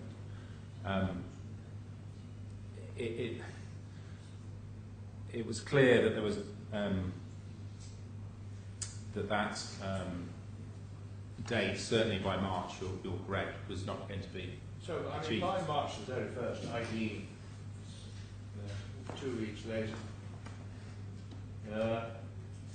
you were in a position to terminate the agreement. That's correct, and I can take you to. I can take you to the relevant correspondence. Well, I may have to, but I just that follows. asked you didn't terminate, did you? We made a demand. We accelerated the loan on the 21st. Okay, well, let's see how you do that in timetable. Okay. But before we get, I'm so sorry to go back in time a bit. I think I need some help with you with the relevant part of the contract. Could we go and look again at clause 23, page 120 of bundle 1? Yes. Now, help me, assume for the purposes of argument that your client has failed to supply a document which is a condition precedent to drawdown. Now, how does the events of default provision work?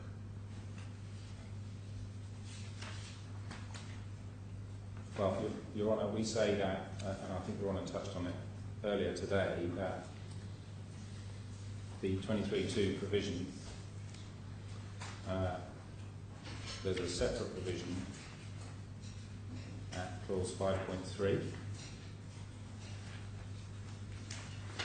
I see, you're picking up and running with my point, aren't you? Well, it's the point that we've... So what? You don't say something that looks But we, well, in my submission, it's a valid point. But you're saying that the failure to comply with the conditions subsequent give rise to a rather different event of default. That's correct. Namely, that it's not an event of default within the meaning of 23.2, but a discrete event of default within the meaning of 5.3. That's correct. Have I got that right? That's correct, Your Honour. Yep. Well, I'd like to think about that. And in any event, as you'll see when we come on to the correspondence, even if 23.2 did apply, we gave them 15 days notice. Well, all right, let's leave the condition subsequent aside. Let's assume for present purposes that there has been a total failure to comply with the obligation to complete the project by March the 31st. How does that work under 73? That's under which clause? How does that work under clause 23?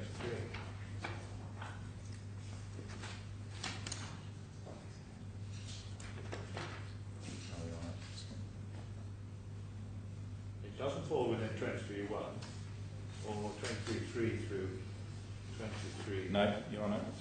So it can only We say it's, it can only be in relation to 23.2.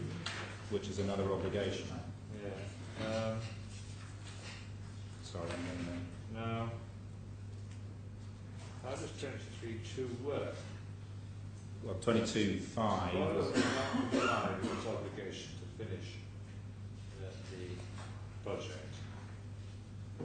And such non-compliance is capable of remedy. But of course it isn't, because time has now gone past us. It wasn't by the end of March and the beginning of April. Right. So, how does 23.2 work?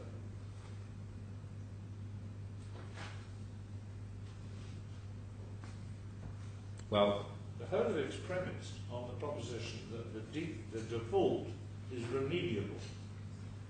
And if it is remediable, then the person in breach will find himself in difficulties if he is A, told that he's got to do something about it, and B, fails to do it within 15 days. Then the curtain can come down. But how does it work in relation to the failure to complete? well, we say that it's a fundamental provision of the agreement that completion would occur no later than the 31st of March 2015. And what we actually did, as you can see from the letter I just showed you, was on the 18th of March. So it wasn't an event of default. It was some kind of repudiatory breach of the contract. And we reserved our rights in relation to that on the 18th of Well, March. I'm sure you did reserve your rights. I was just trying to work out what rights they were. Okay. Yeah. For which the Anyway, I'm sorry, I've diverted you away from. But no, I needed some help on that. What we were in the midst of, and I'm sorry I've interrupted so much. no I problem. think you can understand. This is quite tough material to absorb. We were in the midst of looking what happened. The following, I think, That's the correct. delivery of the letter in March 2015, saying, look, you haven't finished, or you're going to fail to finish in time. So, and then there was the letter in April saying you failed to comply with the conditions received. There's a number of letters, Your Honour. If we're back in We're back in the same bundle towards tab 4. tab 4, that's right. So we were in the 18th of March as in tab K. Tab M was a letter on the 24th of March. Where are we? I'm sorry. Tab M, page 343. 343, thank you. That's a very short letter. In the first paragraph, we would like to meet both you and the contractor to discuss and better understand in order to come back on track. 22nd of April. Sorry, let me check. I haven't looked at some of these. Let's just make sure I got it right. And then there's a That's just reservation. a request to meet. And to discuss how to It's a reservation of right. reservation of rights. indication of reservation to make a demand, which is obviously what was subsequently done. Right. So you say there's been no election, right? That's Thank correct. you. Tab P, 22nd of April.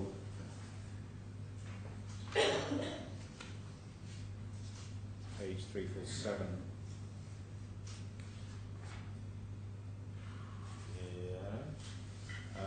Second paragraph, we note that as of the date of special, not proposing any measures to put the development back on track. Nor have you accepted our request to meet with them about the contractor.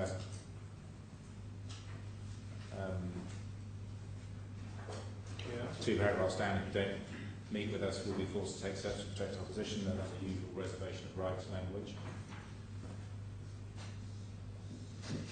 And then we come up to tab R to the 30th of April letter, page 352,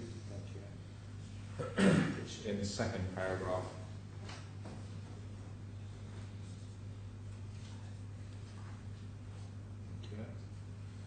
Then we've got the demand. so 30th of April deals with conditions subsequent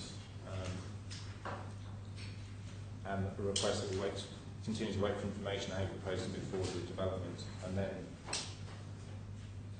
and that is to cover my earlier point, 15 days before the demand on the 21st of May, if the 15 days was necessary for the clause 5.3 defaults, which we say it isn't.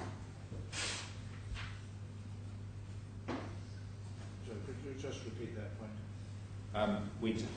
We discussed earlier when we were looking at the contract whether clause 5.3 of the restated facility, which you'll recall refers to failure to comply with the conditions subsequent, and then it's a distinct event of default. We were debating whether there was a 15-day requirement for that. I say no, but even if there was, I say this is the notice 15 days. So what you say is even if what I call resolution of the was problematic, that really was neither here nor there. If it wasn't resolvable, then the debtor was left in a position where he had to meet his, couldn't make a further drawdown. Yes, I see. Or that was in default. And then we have the 21st of May demand. Yeah. Okay. There was a suggestion, I'm not sure if it's still an issue, as to when DAS received the letter of the 30th of April. That's articulated in the statement yesterday from Mr. Alan Harris. It was suggested that he was out of the country and didn't see it until much later in May, until possibly after he'd received the 21st of May. But we do, it's not on the record between us yesterday, but we do have a fax receipt confirming that it's received on the 30th of April. And we can hand up copies too. Okay, well, I'll accept that. If that's still, I don't know if that's still an issue or not. Yeah. There is one other provision of the agreement which I should draw your attention to, which is in tab 4, divider C.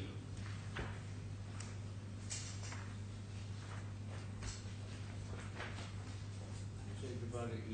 Sorry, divider C. Divider C, page 111. Yeah. 21.5 notification of default.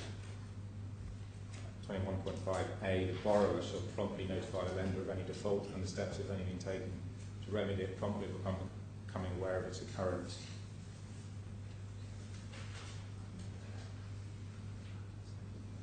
And the bank never received any such notice. It may also be relevant to questions of good faith, Your Honour, which I'll come on to. Thank you.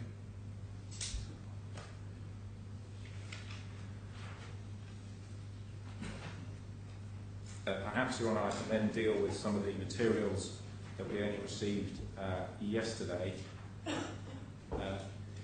in Mr. Al-Maheri's second witness statement. Yeah. And they are at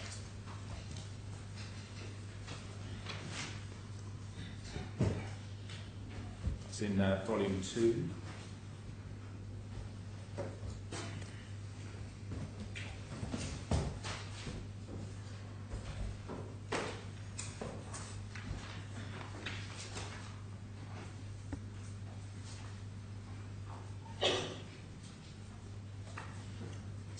Tab 4A is the witness statement, so that's 488.1.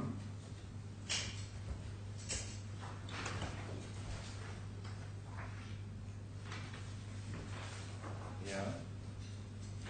And at paragraph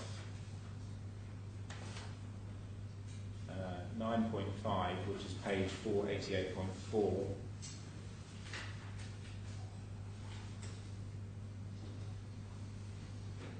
that's the, you may recall the paragraph dealing with a meeting that said to take place on the 10th of August when the Hill report was said to have been discussed. And Mr. Al-Maheri says in the last sentence that he didn't attend the meeting himself, but he recalls that the bank were also in attendance. Now, in the short time available, I've taken instructions those individuals that I've spoken to at the bank do not recall attending that meeting, but obviously it's only been a short period of time.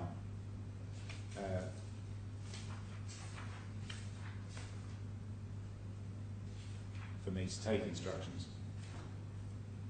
It's unclear how Mr. Al-Maheri can say that the bank was there when he wasn't there himself.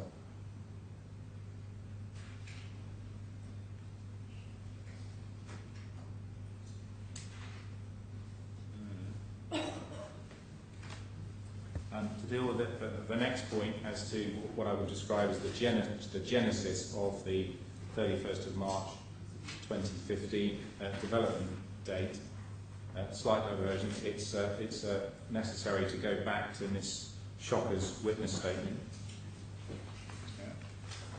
which is at volume 3, tab 14.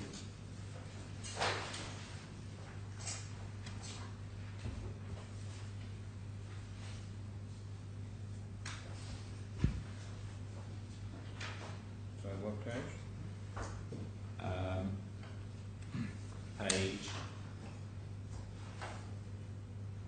If we start at page 710. Yeah. So 33, she refers to the clause. 34, I was involved in the negotiations with the claimant that led to clause 22.5 being inserted.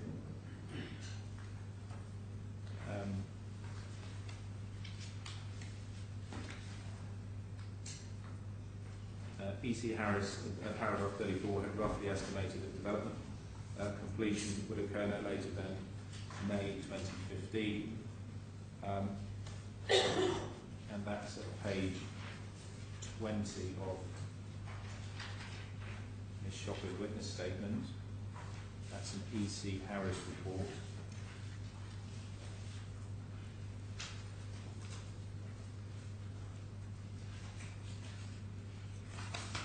In fact, if we look at that report on page 741,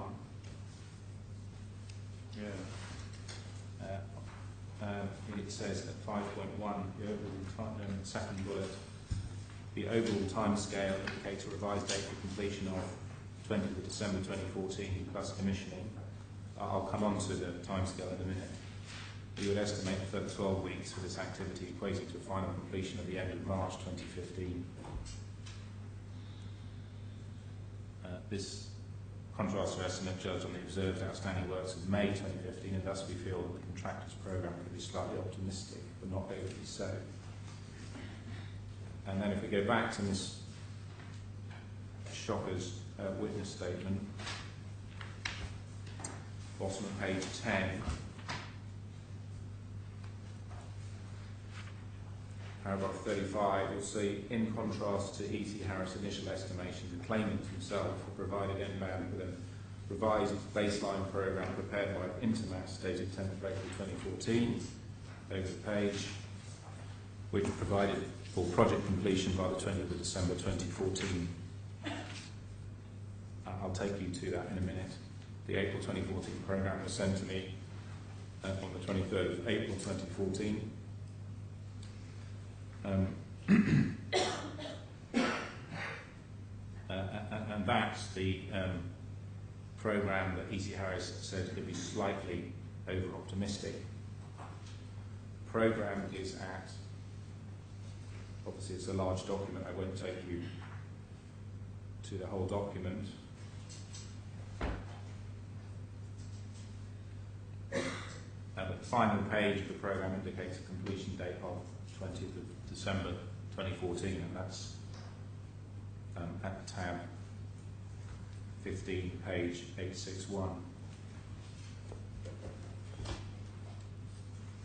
And it's... You say 861? 861, yeah.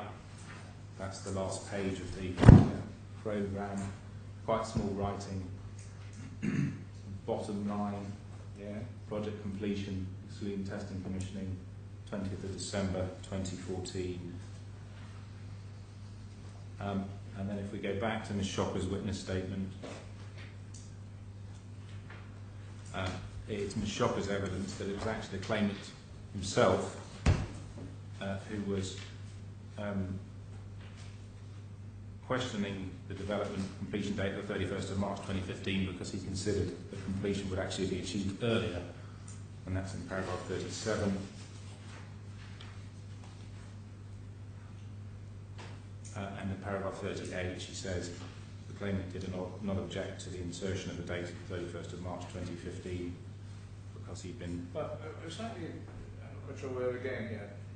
It's to explain the genesis of the 31st of March date in the agreement, and that those were the E.C. Harris reports that were relied on in fixing the date, because my learned friend had referred you to subsequent reports which all post-date the restatement. So he referred you to a report that was an August report from E.C. Harris that was actually issued on the 9th of October. Excuse me. Well, yes.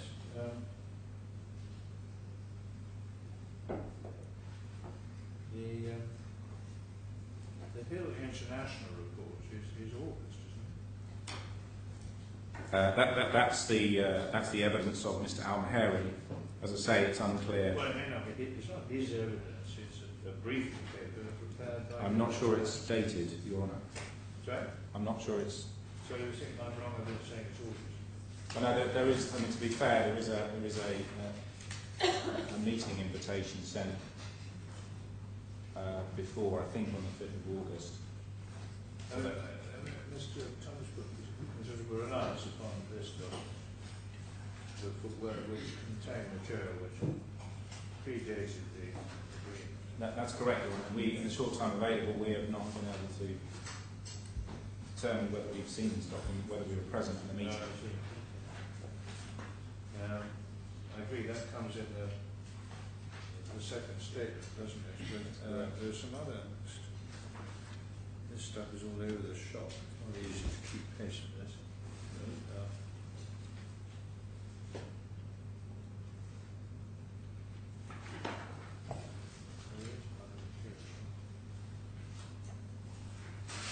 So, I mean, the short answer is you don't know. In relation to the Hill report, Yeah. at present, those that I've been able to speak to don't recall whether they were present in the meeting and don't recall the Hill report. And what about the other report on which the last place, the E.C. Harris report of August 2014? We must have received that. That's the one that was... That's page 22. Sorry, 488.42. This is right.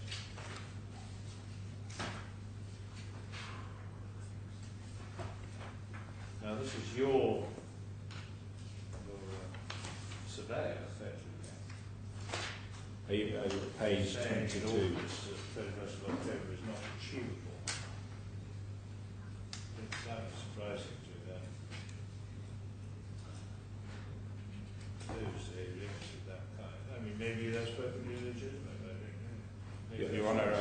it's just the time available, I'm afraid. Yeah. Well, it puts me in a difficulty, I must say. I'm sorry, Your Honour? It's not your fault.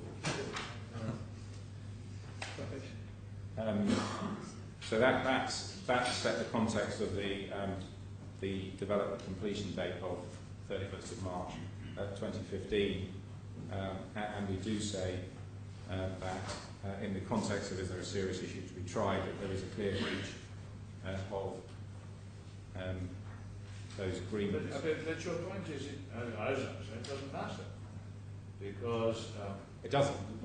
because you say, well, there was an agreement in March.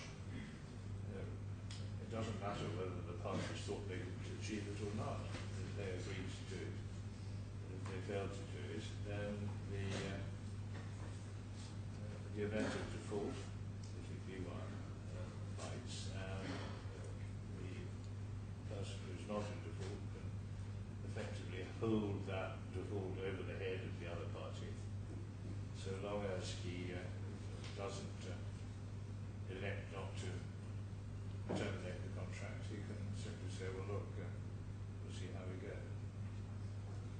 So why March the 31st goes in is neither here nor there, isn't it? You're right. Right, well there we are. That's those are the events of default. And you say, in summary, that you've got a much the better of the argument on that. That's correct. Yeah.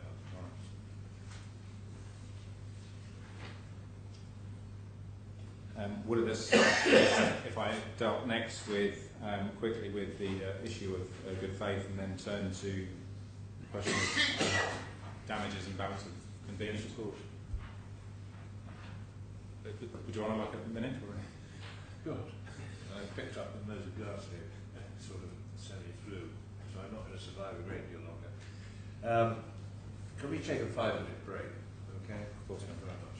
All rise.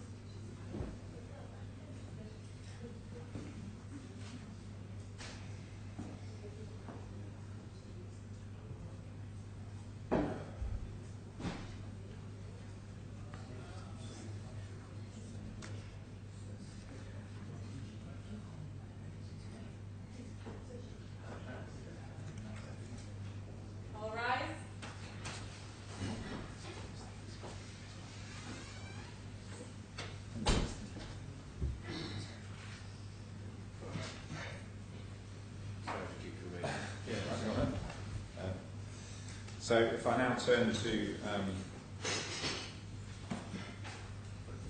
damages for an adequate remedy, I'm at paragraphs 52 onwards of my skeleton. Thank you. And you have the relevant legal test set out there. In a nutshell, damages are an adequate remedy, and then the defendant's in a financial position to pay them, which the bank is, no injunction would normally be granted, and there's no grounds for interference with the defendant's freedom of action by the grant of an injunction. 55 is an authority to the effect that part of the exercise of determining damages or an adequate remedy is to look at the applicant's ability to satisfy cross-undertaking in damages. We can come on to that in the balance of convenience, but one has been offered here, but it's by a company that is a sole proprietorship that's run on his own evidence by an individual who says that he is, or maybe doesn't have funds to complete the development, although he does appear to have funds to fund the defence. But presumably he would say that he has the value of his investment. All right, the equity of his redemption is probably rather modest, so that the bank is in a secure position because it's got the security, which is, it would be said, presumably worth much more than the loan, and that the balance is more than adequate to deal with any further loss. Your Honour, we say first of all that the valuations that have provided that have been provided, and you've been taken to them, of 608 million, which is for the land. The CBRE valuation is, of course, on the basis of a completed development. It's not a completed development at the moment. We put in a demand for 535 million, so that's 444 plus a bit of interest. The applicant is seeking a further 225 million, almost $60–70 million from us. So that takes us up to 760 million. And on the applicant's own evidence, even that won't be enough to finish the project. There's a suggestion that an additional 150 million will be required. So even if the injunction, the management injunction is ordered, the applicant's still going to be short of funds to complete the project. The project will remain uncompleted. If we enforce over the mortgage having advanced a further 225, we're going to be way over the value of the land. By contrast, you would say that the value of the fact that there is a half-completed building on the land doesn't really add very much value to the land. That's correct. Yeah. We say that damages are an adequate remedy here. Damages are an adequate remedy here. Yeah. The bank is clearly in a position that, should that be a decision at trial, to pay those. That's not an issue. Those damages. I'm grateful, Your Honour, and that those damages are, will be quantifiable at trial, and they are first and foremost pecuniary losses. There's allegations about damage to reputation, but there's not been. There's little evidence of that. There's no evidence to suggest that the development completion will occur even if the application is successful and the injunction is granted. And I'll take you to Mr. Al-Maheri's second witness statement. In relation to that, if I can take you to volume 2. Yeah.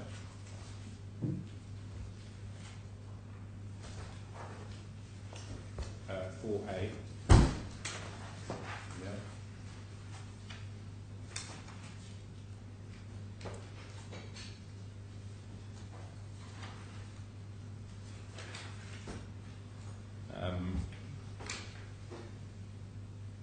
if we look at paragraph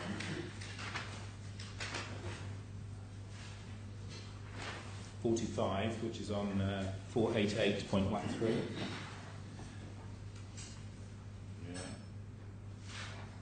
This is where Mr. Al-Mahari is saying a letter produced two days ago that Alec, the contractor,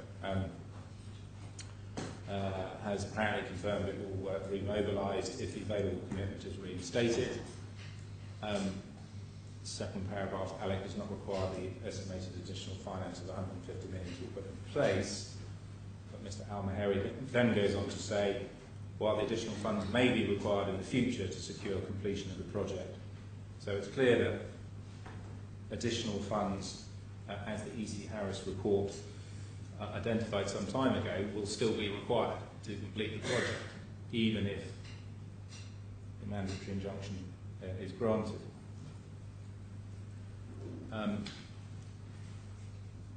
And then perhaps I can take you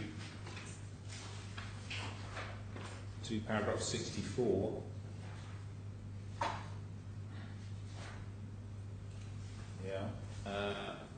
At 488.17.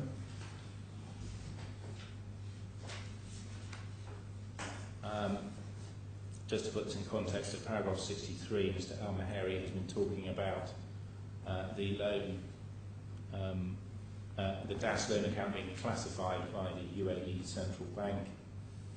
And then in 64, he says, consequently, it is plain that there's simply no prospect of DAS or myself raising alternative funding to fund the completion of the project while the present circumstances exist, by which I mean to take into account at least the fact that the loan has been classified.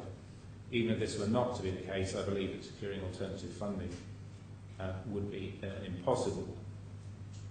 So in one view, he appears to be saying that even if the loan account was not blacklisted, he will not be able to secure alternative funding. Well, that appears to be what he's saying. And then in Yeah, 66. There's no prospect of DAS raising alternative funding to fund the completion of the project while the present circumstances exist. Those present circumstances being the failure to, as I understand it, presumably a failure to release the funds, is it, or something? It's not clear, but maybe that may be the classification of the loan account, and maybe both. I see. It's unclear. Yeah. And then if we go to 66, Yeah. well, 65, he talks about the current liquidity problems for financial institutions. 66, if NBAD was to reinstate the available commitment, somehow the available funding of 150 million is miraculously going to become available there's no evidence been produced. It doesn't identify a source or No, Your Honour. So, in my submission, that's an answer to the bank is secured point. There will still be some additional funding required for the project, and that any damages suffered will be pecuniary measure and can be adequately compensated by the bank. The applicants offered a cross-undertaking damages, but no evidence as to how the applicant can meet that undertaking. The applicant does not appear to have any assets within the jurisdiction of this court, or any other jurisdiction for that matter. So in my submission, the applicants failed to establish that damages would be an inadequate remedy. Yeah. Perhaps if I just turn quickly to the balance of convenience. Yeah. So I'm at paragraph 66 of my skeleton. Yeah. Perhaps paragraph 69 is the first point, which is that the context here is that a mandatory injunction is being sought. I accept, together with a prohibitory injunction, but my learned friend has discussed the authorities to the effect that you need to feel a higher degree of assurance about the merits of the claim. when the claim is for a mandatory injunction when considering the balance of convenience.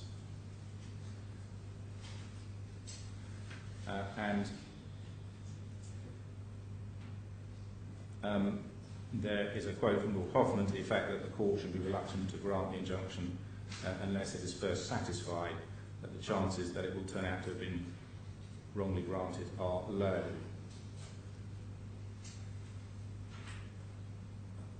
Just one further authority, if I can draw your attention to this. It's in the authorities bundle. Yeah. At tab 18.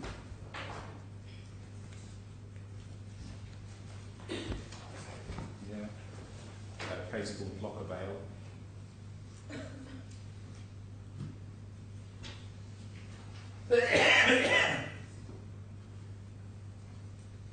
This approved the high degree assurance test.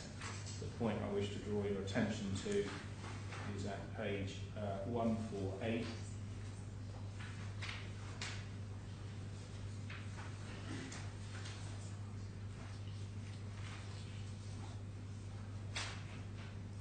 Page 148, yeah. The end of paragraph, the last two sentences of paragraph D. This is Lord Justice Mustill. The sentence starts, the matter before the court is not only an application for a mandatory injunction, but is an application for a mandatory injunction which, if granted, would amount to the grant of a major part of the relief claimed in the action. Such an application should be approached with caution and the relief granted only in a clear case. And in my submission, if we look at the relief sought and claim form,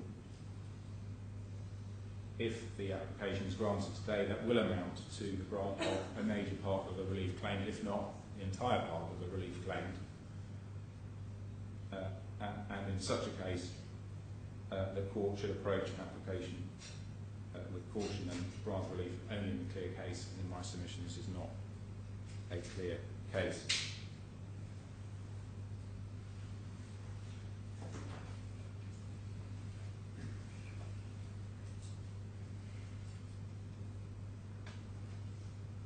There was some discussion of the status quo. The status quo, in my submission, is what would happen but for the intervention of the court by granting the injunction. And the status quo is therefore that the claimant will have a claim in damages, which is can pursue. The claimant has said that it doesn't have funds to complete the development. Now that's some 70 million plus that they are seeking to develop. That's one matter, and that is a matter that is of concern to the bank. But he also says that he does not have funds to pursue a claim. Now we've not seen any evidence in relation to that. He has lawyers here today. He has a QC flown in from London today. So he clearly does have some means to pursue the claim.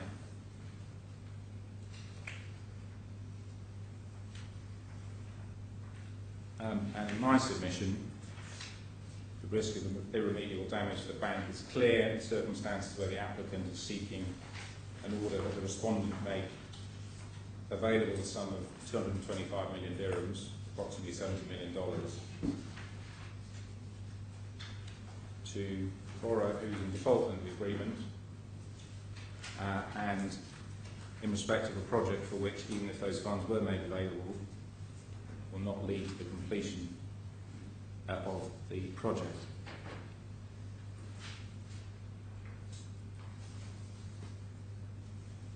If I can just touch briefly on urgency.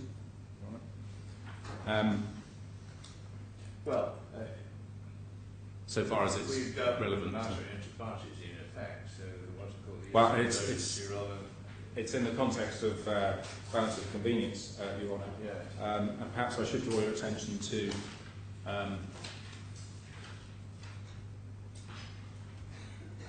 back in Mr. Al-Mahari's witness statement served yesterday. So I'm afraid I'll take you back to London 2, tab 4A.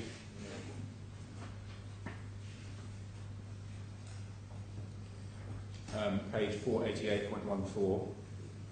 Yeah. He's discussing in paragraph 51 at the bottom confirmations from Alec as to the time necessary to complete the project. And then you'll see at the top of page 15, this means that no immediate drawdown will be required on the available commitment to pay Alec. Indeed, as I explained further below, Alec has confirmed that it will need 4 months to remobilise. Then will be a further 2 months before it receives any payment. Therefore, I anticipate that it will be 3 months at least before any substantial drawdown of the available commitment is required. He does then, in paragraph 52, go on to say that that paragraph deals with Alec, that sums of approximately 30 million dirhams are needed to pay subcontractors, but there's no evidence in relation to that. So in my submission, there is no urgency, and that is a factor to be taken into account in assessing the balance of convenience, where on the applicant's own evidence, he doesn't need the funds, or at least he doesn't need them tomorrow anyway.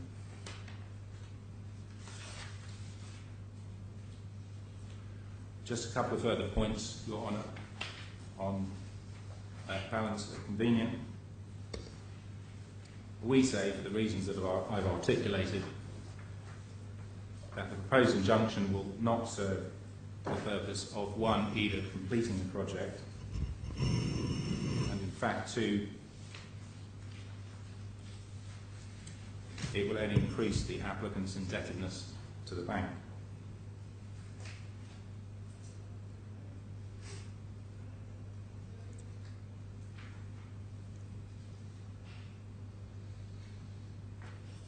With no prospect, as I've said, if the development is then sold following provision of the available commitment of the bank recovering its outstanding debt.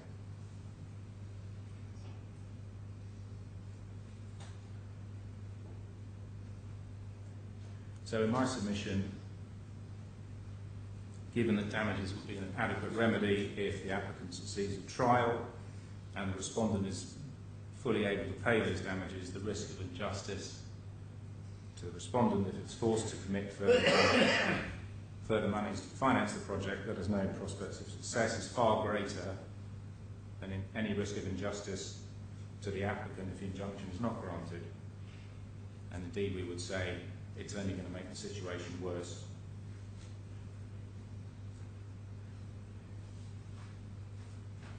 For the applicant.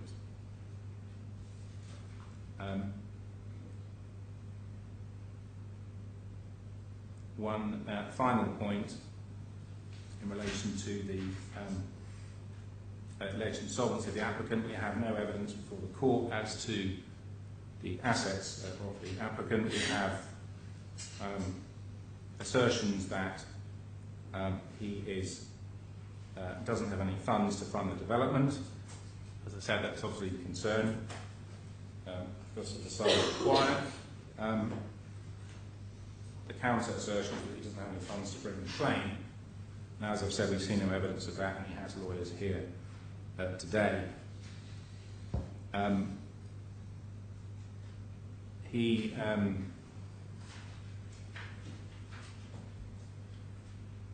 If the funds are advanced, he's still going to be unable to service his debts and deliver the development. If in fact it will only worsen his financial predicament.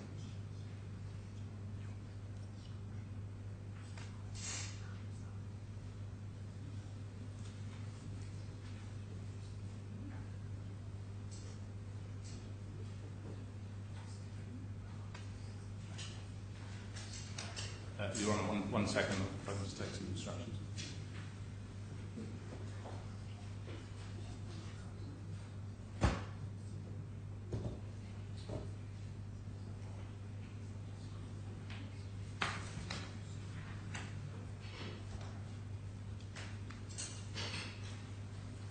One of those are my submissions. Thank you very much indeed.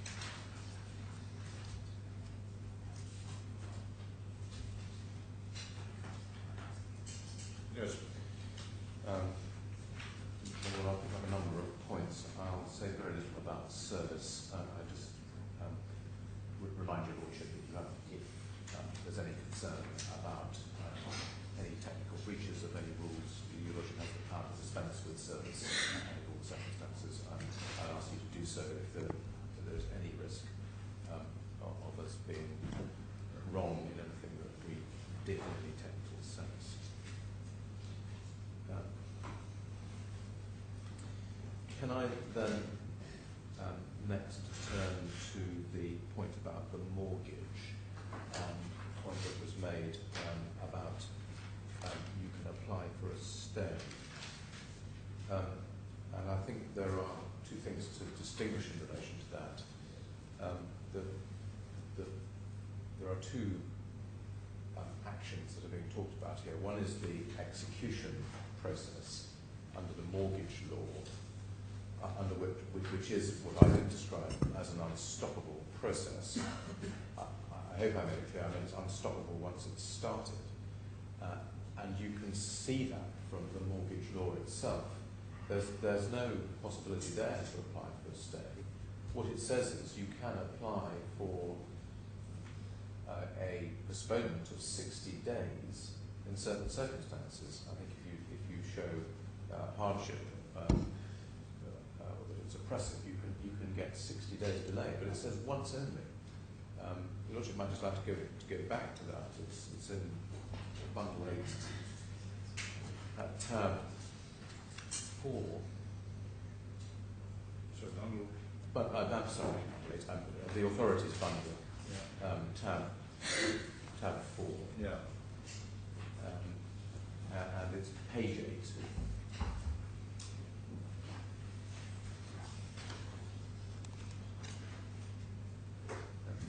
This is an execution process. Article 25, that step has been taken and expires on the 6th of February.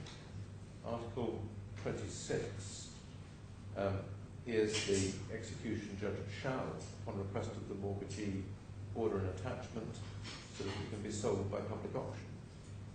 Article 27 is the only possibility of any deferment. The execution judge may, upon request of the debtor, postpone the sale by public auction for up to 60 days and for one time only, if he finds that the mortgagor will be able to repay his debt if given this period. Sale of the mortgage property will cause the debtor substantial damage. So there's a once only 60-day postponement, and that's it. We can't apply for a general stay under that process, and that's what I mean by it being unstoppable. The possibility of a court action that Mr. Abbott is talking about is a different court action, as I think he very fairly does indicate in his skeleton. And it's paragraph 14 of his skeleton, where he says a debtor, and he says it's in addition, so he refers to Article 27, and he says in addition, a debtor can contest a debt by filing a claim before the Dubai courts. So this is filing a claim, and as part of that, as an interim measure, request the court to order a stay of the mortgage enforcement proceedings. So what he's talking about there is a different action that we can file a claim. Well, that's what we can't do, as I think actually an argument he accepted, that he said he can bring a claim in the Dubai courts and we could defend it, but we cannot bring a claim, which is what paragraph 14 was formally asserting. We could bring a claim, and as part of that, we could bring a claim to contest the debt, and as part of that, seek an interim stay. Well, my submission, that's just wrong. We can't, because clause 34D of the agreement blocks that. So it's important to bear in mind the distinction between the two types of procedure before the Dubai court. Yes, we can ask for a postponement under the mortgage law, but only 60 days and only once. But what we can't do is just in some general sense apply for a stay. We can't apply for a stay in the mortgage execution process.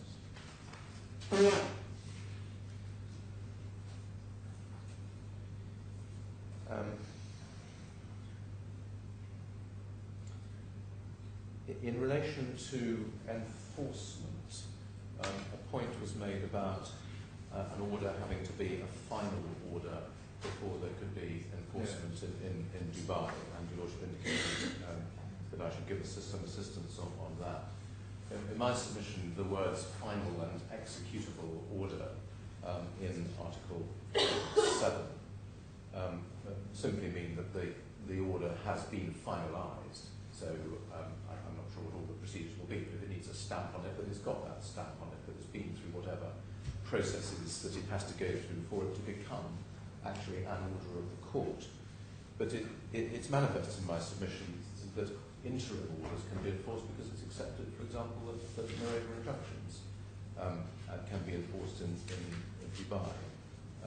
Those are interim orders, but in the sense intended by Article 7, that they can come within final. But what I say is that final simply means finalised, not the last order that the court will make in any set of proceedings. So I think those were all of the points that I wanted to go back to on, as it were, the jurisdiction type points that are raised, unless Roger wanted me to deal with anything else on those types of points. On the triable issue points, can I deal with the suggested distinction between facilities A and B, and the suggestion that in some sense the conditions did not apply to facility A? There is in my submission absolutely no wording in the agreement that justifies such an assertion, and nor actually were you taken to it. Well, as I understood it, and again, that's a dangerous thing to say. The whole of A had been drawn down before the new agreement had been entered into. Well, that's just manifestly wrong, even on the basis of what Mr. Abbott said, because he accepts that the last drawdown was in March 2015. Well, and he says, and it's right, that none of the 225 million is being drawn down. So facility A was being drawn down up until March 2015. Until shortly before the famous 31st of March date goes by, and long after the supposed date for the condition subsequent documents.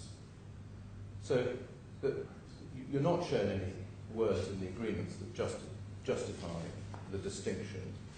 Clause 5.4, which was the one that I showed you in opening, strongly suggests that they are to be taken together, because it says if the conditions set out in this agreement have been met, the lender shall make facility A and facility B available. So there's no distinction in terms of availability. The fact is that facilities are made available, money is advanced for 6 months after the date of the agreement. Despite the fact that it's plain that the 31st of March is not going to be met, and the 3 documents concerned have not been supplied by the 30th of September.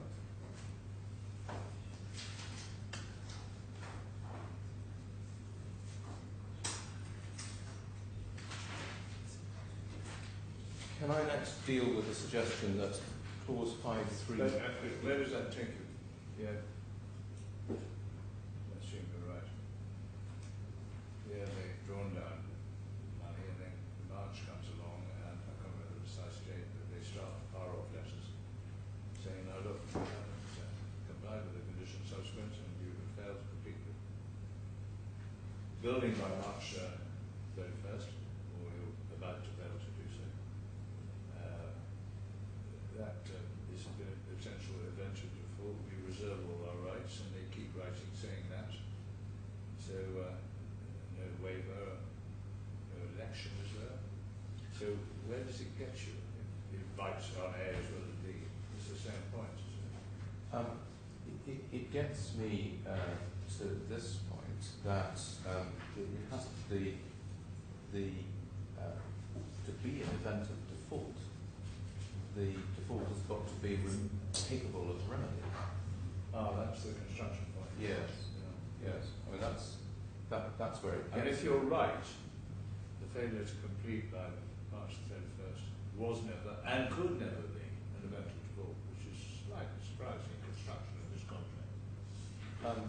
Well, it's not. Indeed, I think Mr. Abbott was minded to accept that. He said, well, so be it. We were faced with a repudiatory breach. What makes sense of it, of course, is the evidence that everyone knew before the 28th of September that the 31st of March was not for real. Well, there's a dispute about that, but yes. There is a There's some evidence to suggest that at least by August, people are pretty sceptical about March the 31st. Put it mildly, perhaps. Yes, to put it mildly, and just to tie up one loose end, the Hill report is datable to August, because in its opening line it says this is produced for a discussion on the 10th of August. A discussion. But I mean, that instead, from your point of view, means the bank were only too aware that it was looking pretty gloomy about finishing by March the 31st. Let's take it that far. But where does that take you? Assuming you're right. There are two different points here.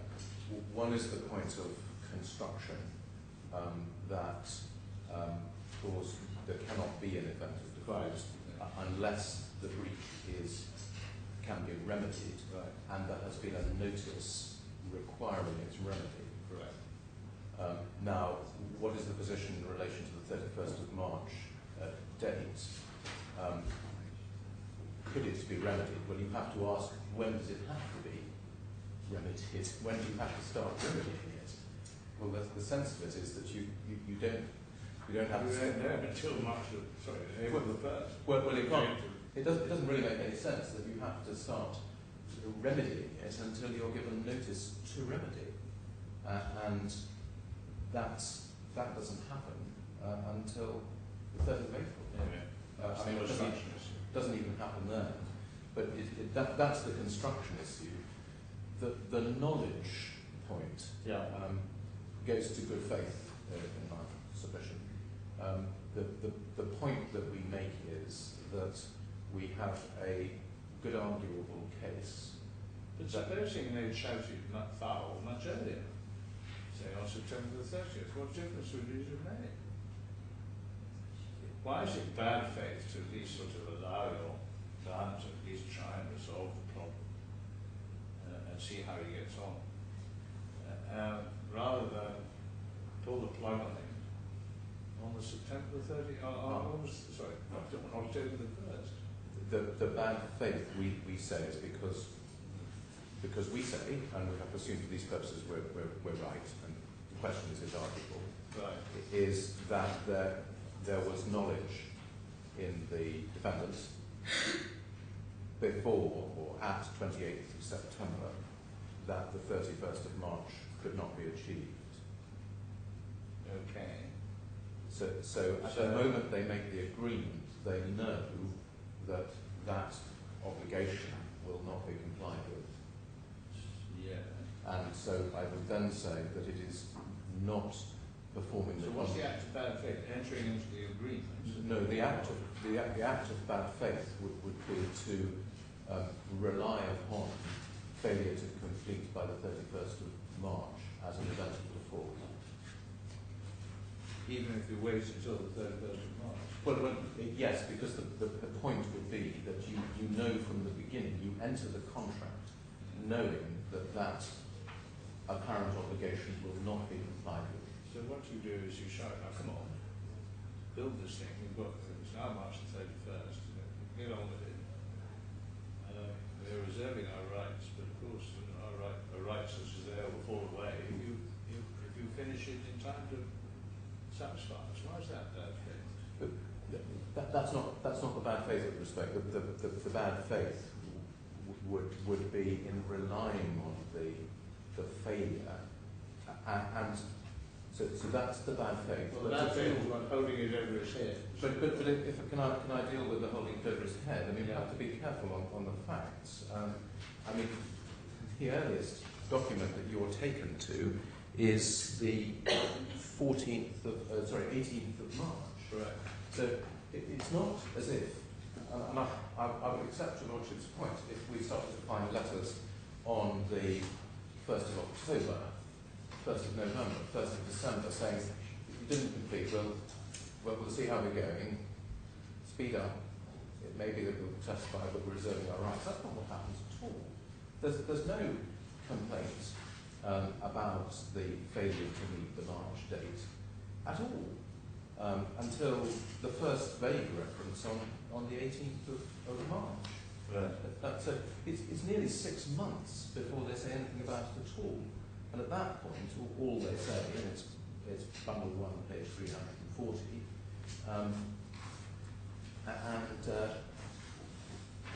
they just say this is likely to lead to an event of default if you fail to procure completion by the 31st of March. That's the first mention of it, 12 days beforehand. So it must be not. And then there's nothing more until the 30th of April, which is when they actually say there's an event of default. So it's not, in my submission on the facts, a holding over to see if you can satisfy us whilst we reserve our rights. It's accepting the situation without complaint until the 18th of March. And over which period, advancing, I think it's about $40 million dirhams, 40 million dirhams over that 6-month period.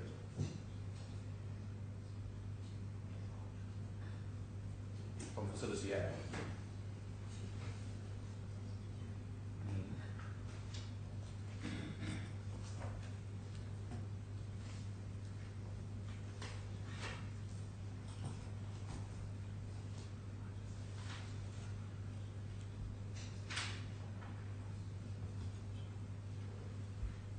Can I next deal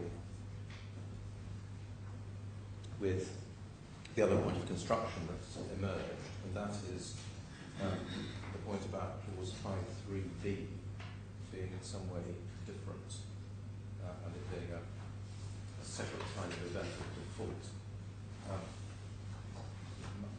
My submission is that can't survive the definition of event of default, which is to be found at bundle 1, page 68.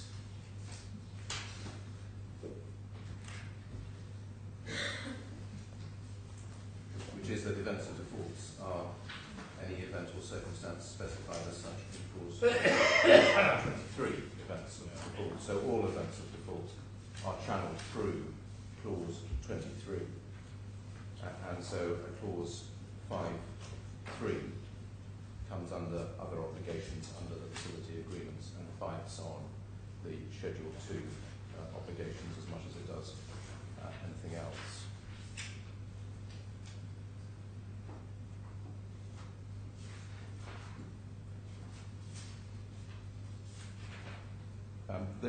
I would like to say a little more in reply, though, if I may, about the facts in relation to the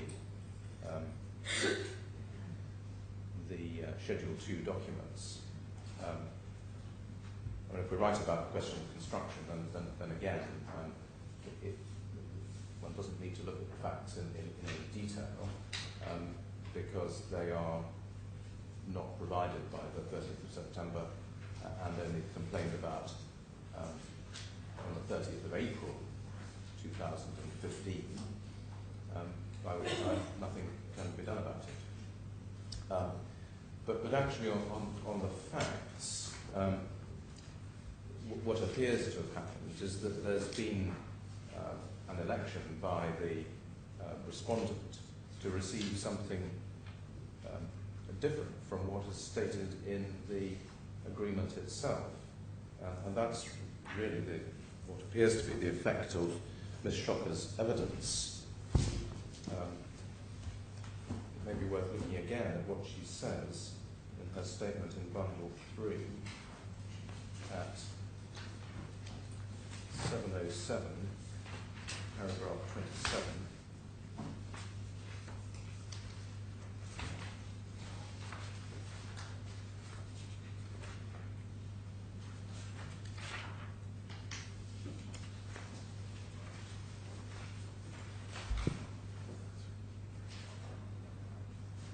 it's what she says is being referred to is the final amended construction contract being negotiated between the claimant and Intermax.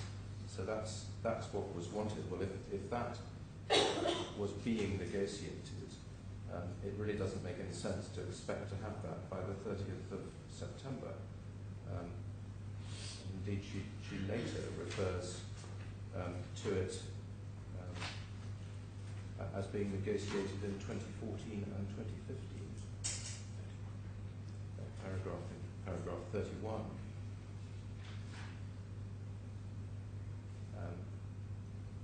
What was required to be provided by the claimant was the final amended version of the construction contract that was being negotiated between the claimant and Interpass in 2014-2015.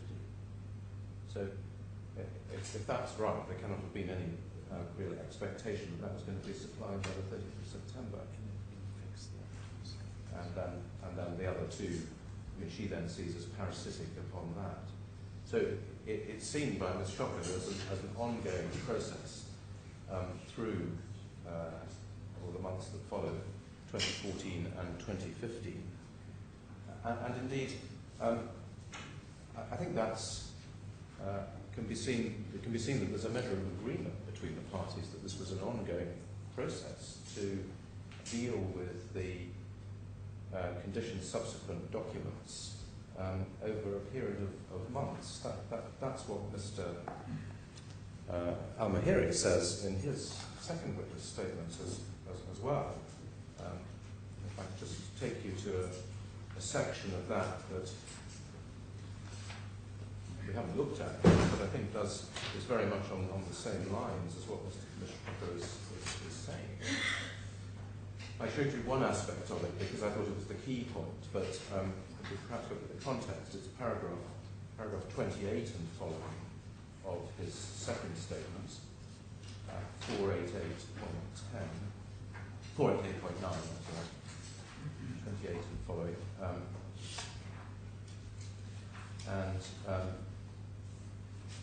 Perhaps pick it up in paragraph 29. He refers back to his earlier statement that the original construction contract was provided at the time it was executed in May 2010, and he's made further inquiries into since the date of my first witness statement, located the following, and he's found an email from the bank of the 26th of October in which they request a copy of the original contract with Intermass plus Amendment 1 for our records. That's at page 96, and that's what we find if we turn it up. 98 is the one that I've already showed you, which is where the bank are in correspondence with agents Harris, and they forward a copy of the original construction contract along with two amendments, they say. And that, on the evidence we've got, that seems the likely answer to the question of when did Amendment 2 get made, which was a question posed to Mr. Abbott, but it seems at least by the 16th of November it must have been done, because Ms. Shrutman has got it by that date, because she's copying it to Harris. So then he draws the conclusion from that. He then deals with the practice that was going on between the bank and DAS over this period. Paragraph 31, he says that DAS was waiting for a chance to send through forms of assignment and insurance assignment. He refers to drafts of those. He's asked, so that he's been asked why drafts weren't executed. He says the practice, 4 lines up from the bottom, the practice adopted by DAS and the bank in relation to the provision of the documents listed as conditions subsequent was that the bank would liaise with Clifford Chance and then provide the final form of the assignment execution. In support of that practice, I attach a copy of an email from the bank to DAS of 31st of December, in which the bank forwarded the execution of the documents which form part of condition subsequent number 7 in Schedule 2. So the others were done, and if you turn up page 111 in this bundle, if you turn up page 111 in this bundle, that's where that letter can be found. No, actually, no, on the right, you mean? No, I'm so sorry. It's what he's saying is he's attaching an email of the 31st of December, and in which the bank are forwarding for execution documents which form part of condition subsequent 7, and it's at, I think it's 111.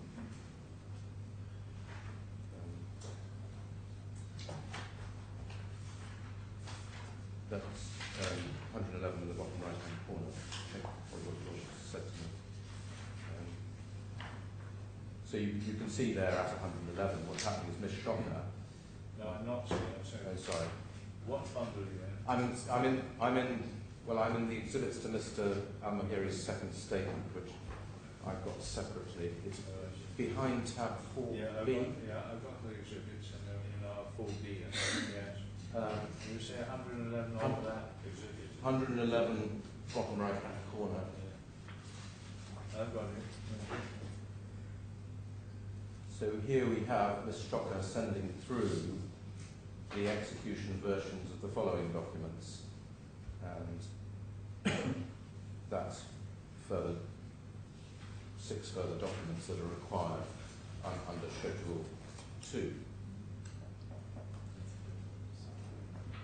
So here we are, three months now after the agreement. The process is ongoing. We go back to Mr. Al-Mahiri's statement, paragraph 32. He goes on, in accordance with that practice, the correspondence between DAS and the bank in relation to the conditions subsequent in Schedule 2 continued in a business as usual manner in 2015. By way of example, he attaches an email chain on the 17th to 19th of January, the bank's liaison with Clifford Chancellor in relation to a question from DAS on the date of signing of a particular acknowledgement, and so on. And he even refers to one exchange as late as the 1st of July. The bank writes to one of the consultants, Thermarian, asking the consultant to expedite the courier of the original acknowledgement under their contract assignment. So this process goes on right through past even the 21st of May letter. But then in 33 he makes this point: to be clear, from my inquiries to date, I have not been able to locate any request by the bank of the Schedule 2 documents, which they now say they were not provided with. The Schedule 2 documents simply did not form part of the correspondence. So the process is ongoing, but there isn't any chasing up of the documents that are now the subject of the complaints, or from the 21st of, 30th of April, were alleged to be events of default.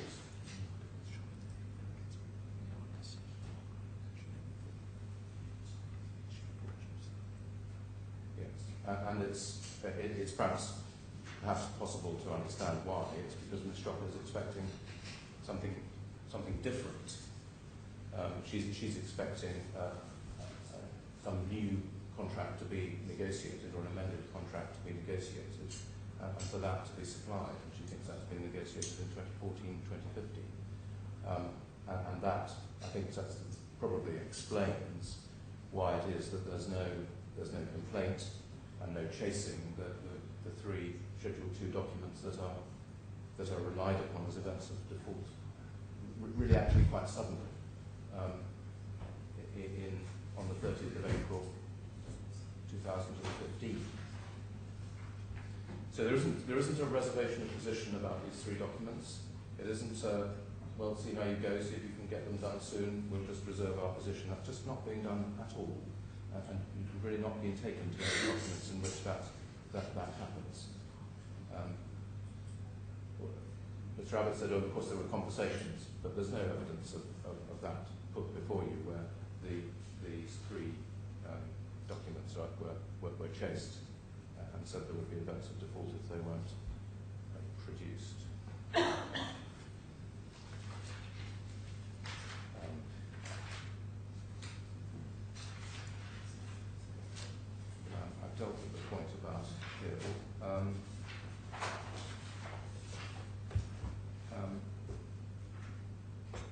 think those are the points that I intended to go to. I've tried just to highlight the main points that have been made that I felt I perhaps wanted to assist on. If there's anything else on the trial issue points that the Lordship would like me to deal with, I will. That's right. I think then, can I just finally go on to the damages and the balance of convenience and a few points that were made at the end by Mr. Abbott.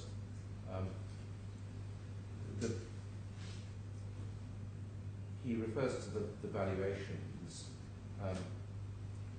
and asserts, without any supporting evidence, that well, a half-completed hotel will be a disadvantage when you come to sell. But there's no evidence to support that at all. It is fairly common for him to say that the valuation from CBRE is a year old, and it's fair comment to say that the valuation of the land is from a similar time. Those are fair observations. But the fact is that's the only evidence of valuation that's before the court. The defendant hasn't put any alternative valuations before you, so the best evidence that you've got is that if this hotel is completed, it will be worth, on day one, 1.2 billion dirhams, and that the value will increase as the hotel's trade stabilises. It's on the face of it credible in my submission. It's a valuation from a specialist valuer. It was shared with the bank at the time. It wasn't said to be wrong at the time. And lending was proceeding on the basis that they saw that valuation. So there hasn't been any criticism of it. And my submission be taken as face value. It has the force of common sense. This hotel has the backing of the Langham Group. It's a very well-known global brand. And it's not the kind of company that may be supposed to be involved in a hotel if it's not expected to be a success when it opens. So it has the force of common sense. It's right to say that another 150 million dirhams is going to be required over and above the 225 that is or should be made available under the facility. And Mr. Al-Mahiri has been frank about that further funding will be needed. But he has made it plain in his evidence of two things. Firstly, the specialist contractor that is now available will resume work if simply the available funds from the defendant are re-established, are made available again, and it will not insist that the further 150 million of mezzanine finance is raised before starting work again. So if the funds are made available, work can resume, the hotel will be seen to be being finished.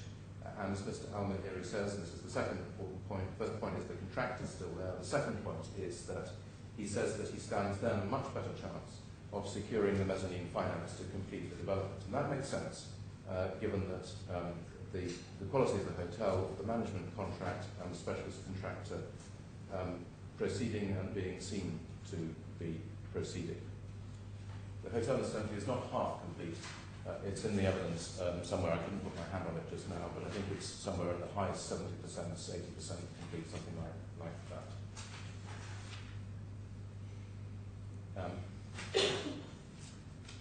It's for that reason that the likely value of the hotel on the basis of the only evidence that's before you, that we say the cross-undertaking in damages is a valuable undertaking.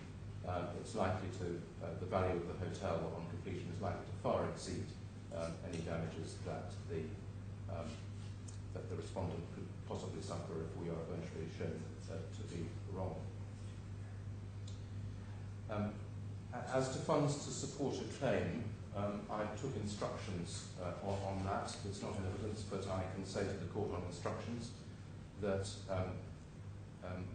those instructing me and myself are funded by Mr. Al-Mahiri as a result of him borrowing from family and friends to fund this claim.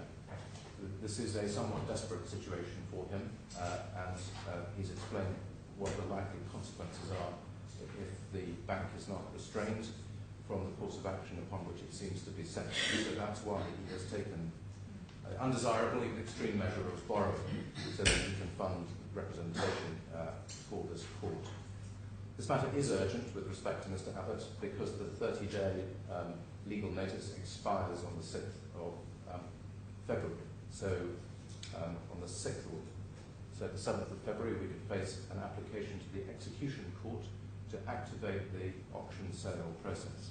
And as I've shown, there's little we can do about it except the possibility of a 60-day postponement. That's all we have. So that unstoppable process is about to start unless we are able to persuade your lordship to assist with a restraining injunction. That does not happen.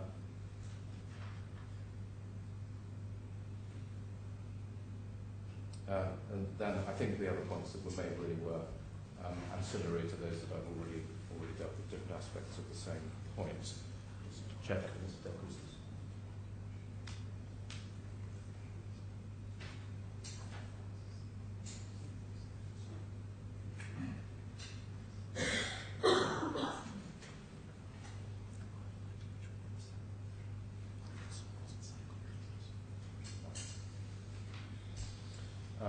The instruction I've just received is that there was a point made by Mr. Abbott at the end of the submissions relating to Mr. Al-Mahiri's evidence that he is at risk of going bankrupt if the bank is not required to make the facility available again and restrained from executing on the mortgage.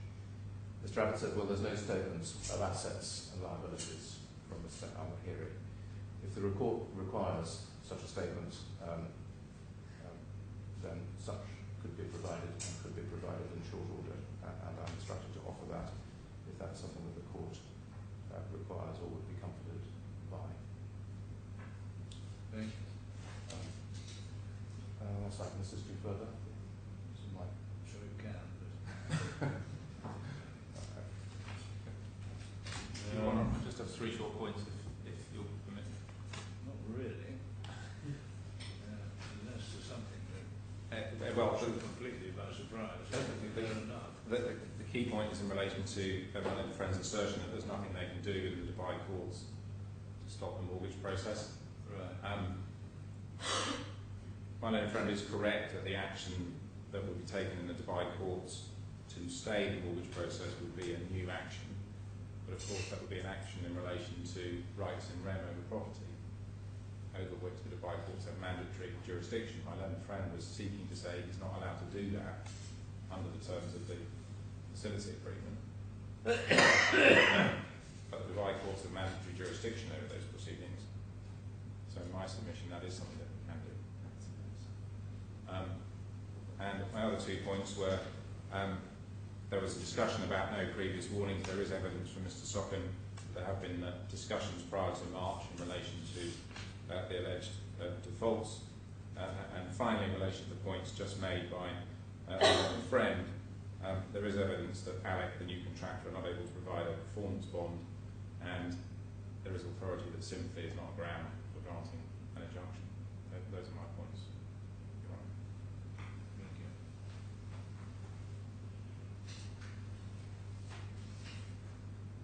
I find myself in something of a difficult position. I have another case tomorrow which I need to read, and I leave for London at midday.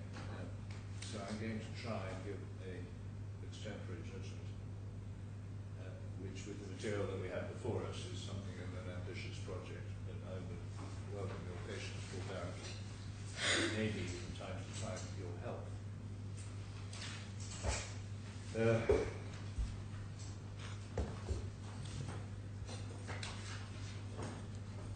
This application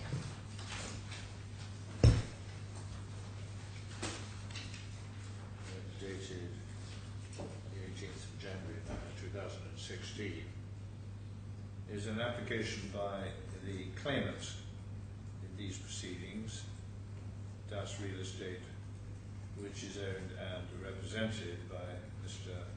Oseba Salim Wasabi, who made Al-Hari. The respondent or defendant to these proceedings is a bank from whom he has taken loan facilities National Bank of Abu Dhabi, Pjsc. The application seeks in effect interim injunctive relief on what is said to be an urgent basis, the meat of which is directed at requiring the defendant bank to reinstate and expend the additional funds on a commitment contained within the facility agreement, together with the ability to the claimant to utilise that facility for the purpose of the building project for which the facility was made available, and further that the defendant should be restrained from taking any steps to enforce its security rights pursuant to that agreement.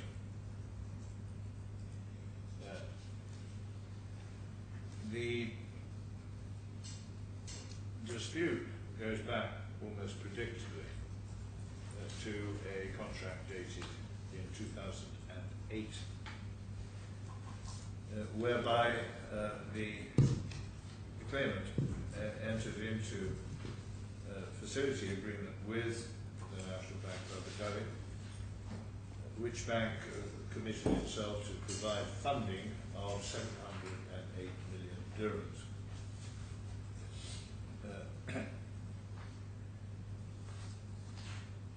The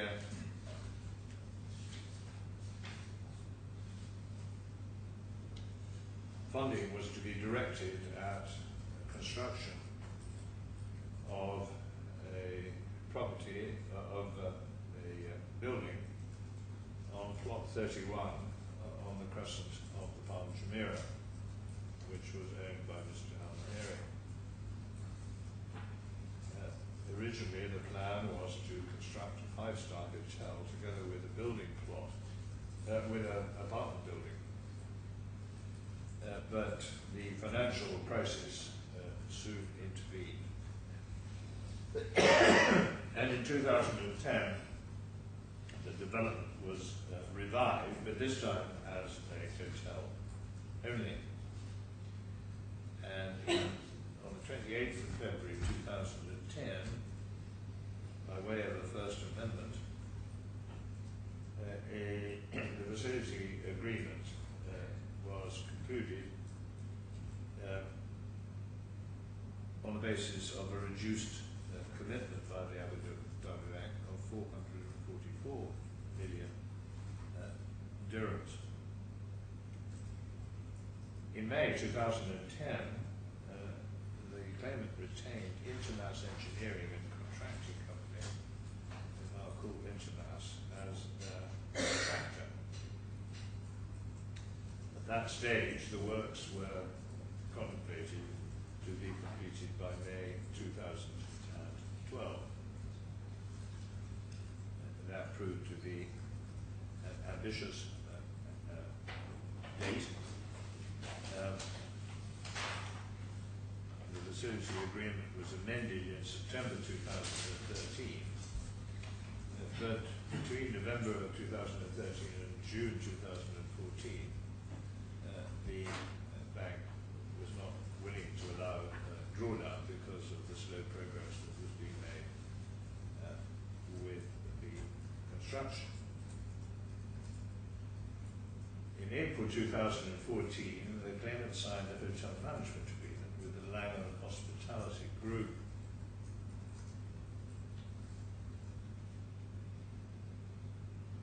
At about the same time, E.C. Harris, or Messrs. E.C. Harris, were engaged as a monitoring surveyor to provide monthly reports to the parties, in particular the bank, of both the total cost of the development and an assessment of the building program leading up to completion.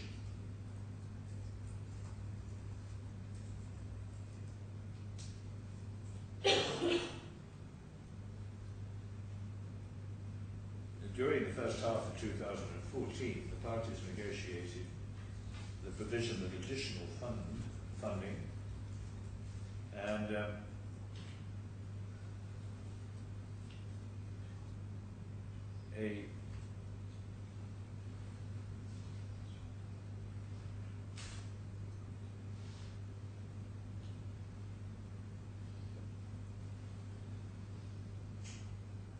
the bank permitted further funds to be available to the claimant as from June 2014, but to payable under a facility agreement that was in due course dated the 12th of September. This was in anticipation of what in due course became the amendment and restatement agreement dated the 28th of September 2014, which is the foundation of the present proceedings.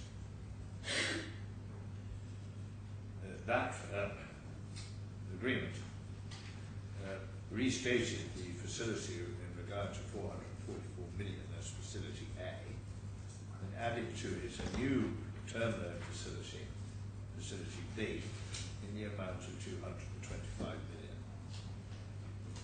It is in fact the amount of the facility B at which the application is directed in inviting the court to order the utilisation of the outstanding commitment to undertake further construction work.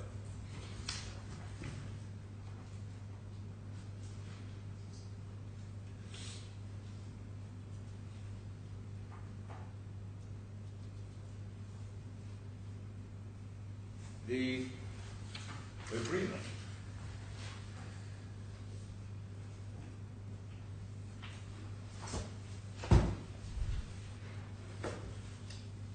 is lengthy and detailed, but I think I only need to refer to some of the provisions, albeit they will be referred to in something of a haphazard sequence. The main agreement, which expressly relates to the facility agreement dated June 2008, as amended in February 2010 and the 12th of September 2013, dates to which I've already referred,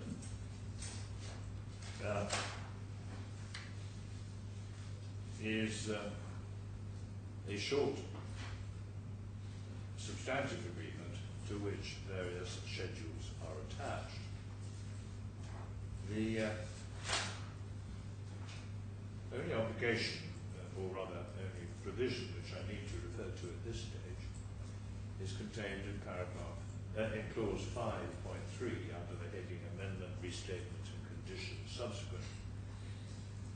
Under the subheading Conditions Subsequent, little a, it reads, the borrower shall deliver each of the documents and other evidence listed in Schedule 2, brackets Conditions Subsequent, close brackets, to the lender, brackets in the form and substance satisfactory to the lender, close quote, close brackets, on or before the date set out next to each such document or other evidence. B, if any document or other evidence referred to in paragraph A above is not delivered by the time limit required by paragraph A above, that non-delivery will constitute an event of default of the amended and restated agreement, and no grace period shall apply.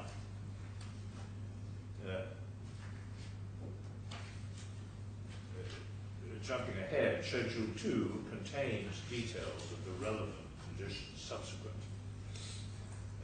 It's numbers 1, 2, and 4 which are relevant for our purpose. The duly executed original construction contract assignment, duly executed original of the contractor's insurance assignment, and fourthly, most importantly, a copy of the construction contract as amended, duly executed by all the parties thereto, certificate as true, complete, and accurate by the duly authorised officer of the borrower. The deadline for delivery in respect to all three of these documents was the 30th of September 2014. I should note in passing that clause 10 of the agreement contains the governing law and jurisdiction clause. The governing law is the law of Dubai, together with the applicable federal laws of the United Arab Emirates. There's been precious little dispute or concern, precious little dispute as to what is the relevant law. Interestingly and importantly, the clause also contains an exclusive DIFCC jurisdiction clause in respect of any disputes arising out of or in connection with this agreement, including a dispute regarding the existence, validity or termination of this agreement. There is a submission to jurisdiction under the subclause C, an acceptance that questions of convenience are not relevant under subclause D, and subclause E making a claim that this exclusive jurisdiction clause is only for the benefit of the lender. What has to be said importantly at the outset is that one of the major complaints raised by the bank is that there was no compliance with the conditions subsequent, let alone before the deadline of the 30th of February 2014. The facility agreement, that is to say, I think the original, the facility agreement as now amended, which amounted to some 669 million dirhams, was attached as Schedule 3. That agreement was dated the 4th of June 2008.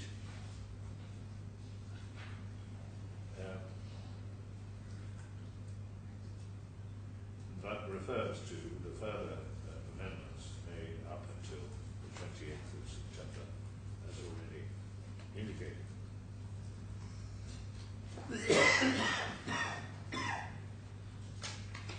Importantly, in the interpretation provisions of the agreement, an event of default is defined as any event or circumstance specified as such in clause 23, which I will come to in a moment. It records that the facility A commitment is 444 million and the facility B agreement is 225 million.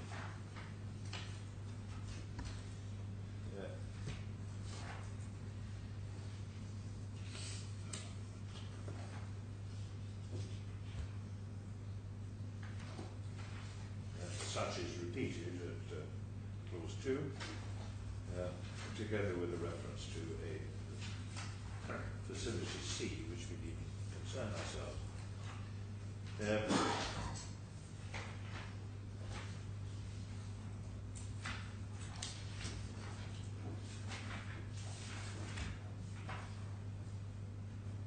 There was some dispute, if I may interpolate, before me, as to whether the conditions subsequent were relevant only to facility B or with respect to both facility A and facility B. The determination of that issue, to the extent that it needs to be determined, is somewhat dependent upon the interpretation of clause 5 of the agreement, which sets out the manner in which drawdown is achieved. And in particular, clause 5.4 says, advance of loan, apart from any deemed utilizations pursuant to clause 5b, if the conditions set out in this agreement have been met, the lender shall make facility A and facility B available to the loan disbursements account through its facility office. And it was the submission of the claimant that demonstrated that the condition subsequent bit on both facilities. I can then turn to clauses much later in the agreement.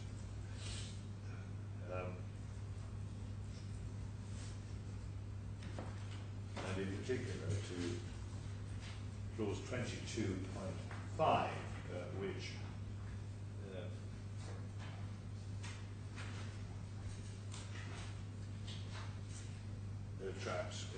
attracted considerable discussion and debate, namely the development completion provision. The borrower shall procure that development completion occurs no later than the 31st of March 2015.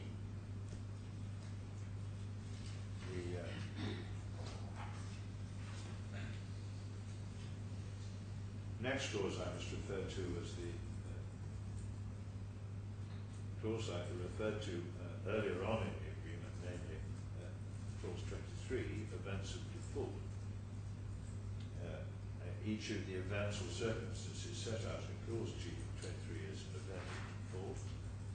There are a number of events of default, but the only one of pertinence is 23.2, headed Other Obligations. The borrower does not comply with any of its other obligations under the finance documents, and such non-compliance is capable of remedy and is not remedied within 15 business days of the borrower receiving notice of such failure from the lender, requiring the same to be remedied. There was considerable discussion before me as to whether that provision applied, and if so, how, to provisions such as the requirement to complete by March the 31st, given that on the face of it, it was difficult to conceive how notice of an event of fault could be accompanied by a requirement for remedial action within 15 days before an event of default could be deemed to have occurred. 2313 permits acceleration of the loan on or any time after the occurrence of an event of default. So lender may and shall be so directed by the lender by notice to the borrower: A, cancel the available commitment, whereupon it shall be immediately cancelled.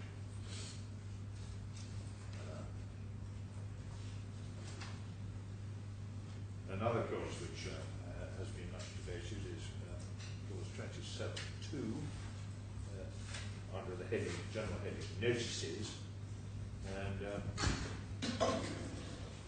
which required communications in connection, under or connection with the finance documents to be made in writing, unless otherwise stated, may be made by fax, letter, or telex, and then provided addresses for representative parties for each side for, quotes, any communication or document to be made or delivered under or in connection with any of the finance documents.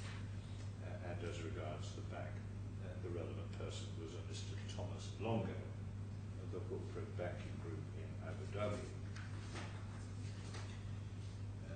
The jurisdiction clause was repeated word for word in clause 34, the same as I have already read out.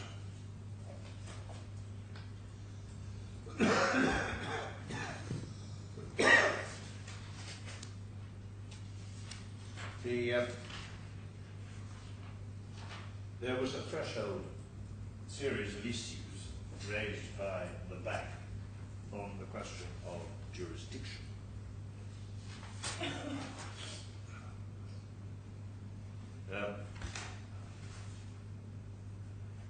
The first point taken was that there had been no proper service of the claim form, or the application for that matter.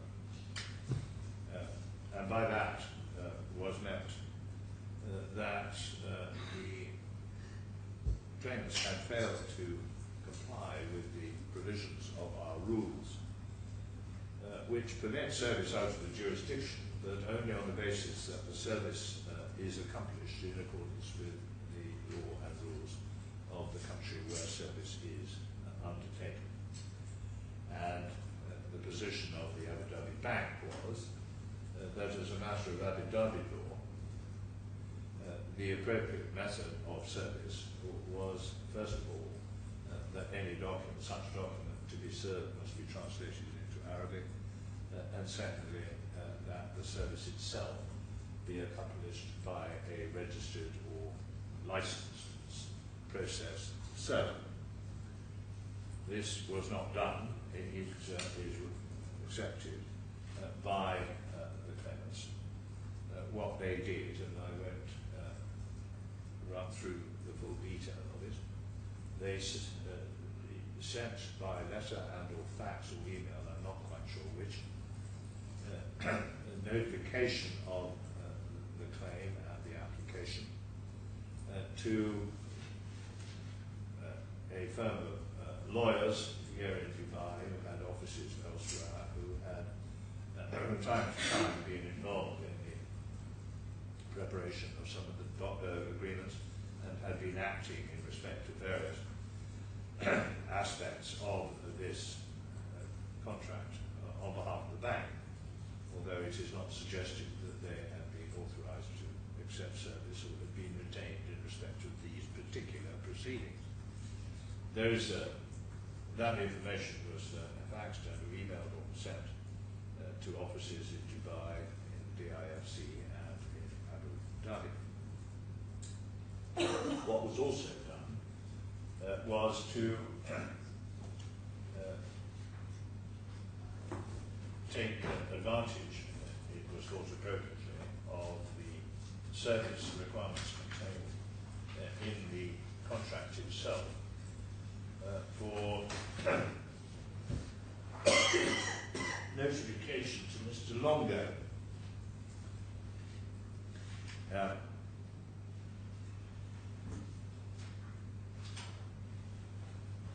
The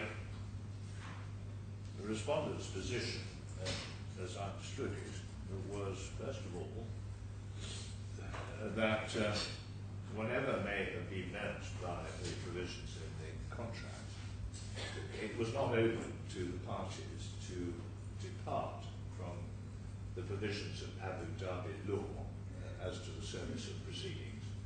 That whatever may have been agreed between the parties, the use of Arabic language and the use of the process service server was compulsory. Secondly, it was said, even if that was wrong, the provisions of the contract did not include any provision with regard to the service of proceedings, solely in respect, as I understood it, of notification under, or notices under the contract. I must say I wasn't persuaded that the law of Abu Dhabi prohibited the parties from agreeing some other form of service which did not require the use of the English language and the use of the process server, let alone prohibit the contractual agreement to do so. It has to be borne in mind that all these facilities and the entirety of the communications in this case were conducted in the English language. There's something slightly unreal about the idea that in 2015 it is a requirement of Emirate law and or Abu Dhabi law that the authors of contractual documents in English who negotiate in English and contract in English can nonetheless not serve proceedings in English from a court like this, which engages only with the English language. I also am not persuaded that the use of, or employment of someone other or some process other than a process server is prohibited in Abu Dhabi. In any event,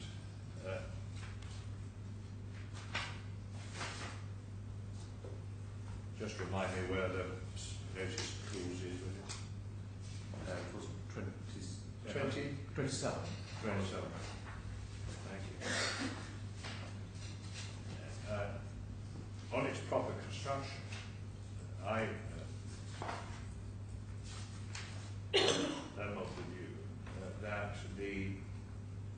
notice provision, paragraph clause 27 of the agreement, is broad enough to encompass the service of documents containing claim forms and notice of proceedings, and that the service of this material on Mr. Thomas Longo was legitimate, contractually legitimate. Such seems to me to be a business-like construction of this clause within this agreement. But even if I'm wrong about that, I have no hesitation whatsoever as to waiving the specific requirements of our rules in relation to service. There can't be any doubt at all that the respondent bank became fully aware of what was going on and indeed responded with the nomination of solicitors who act for them very quickly. They have prepared a great deal of material for this hearing. They have helped the court enormously.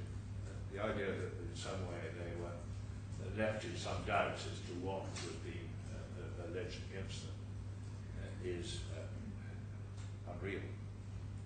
So that aspect of jurisdiction I dismiss.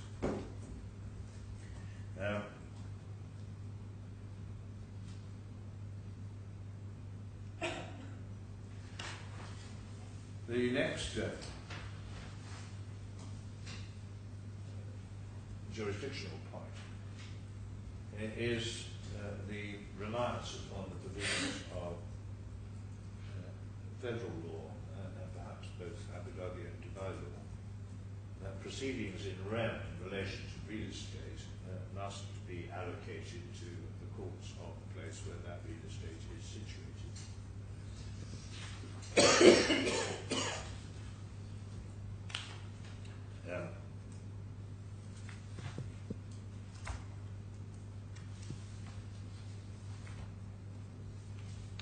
This, in my judgment, is a hopeless point. There is no action in rem which the court is being invited to interfere with. The application for an interim injunction is a classic example of the invocation of in persona jurisdiction. And this is not a claim in rem, it's not a claim for possession. It's simply seeking relief to restrain a person from actually embarking upon in rem proceedings. And that doesn't of itself become an in rem proceeding as a result.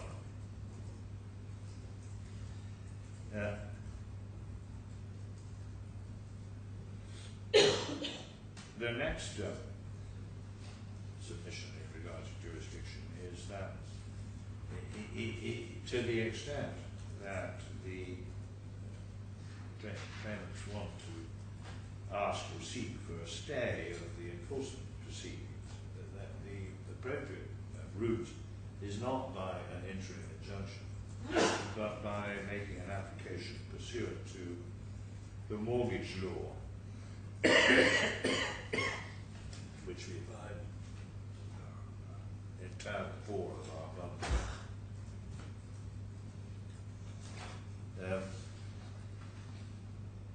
Which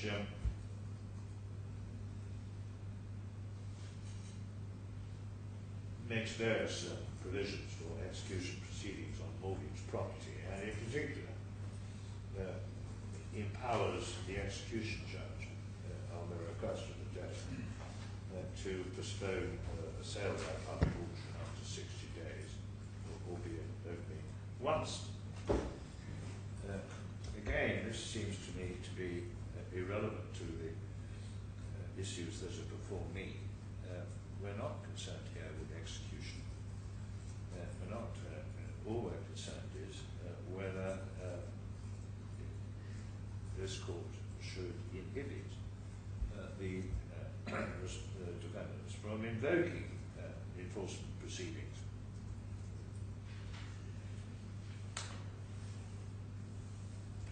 And then the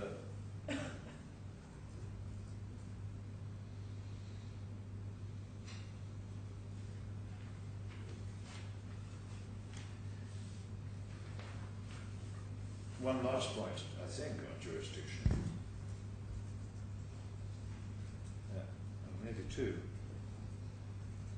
That, first of all, a mandatory injunction was not an injunction that could be granted in circumstances where there was no in persona jurisdiction over the defendant. What was said that since the defendant was an Abu Dhabi company with its personnel and premises and property in Abu Dhabi,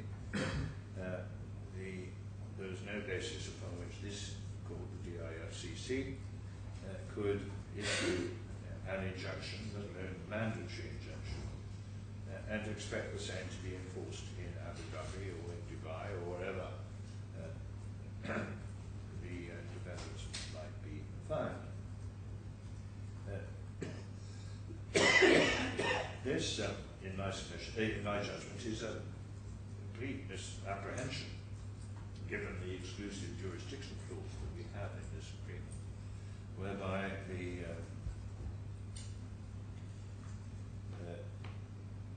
parties have agreed to accord exclusive jurisdiction to this clause. There is, in fact, in persona jurisdiction over the defendant.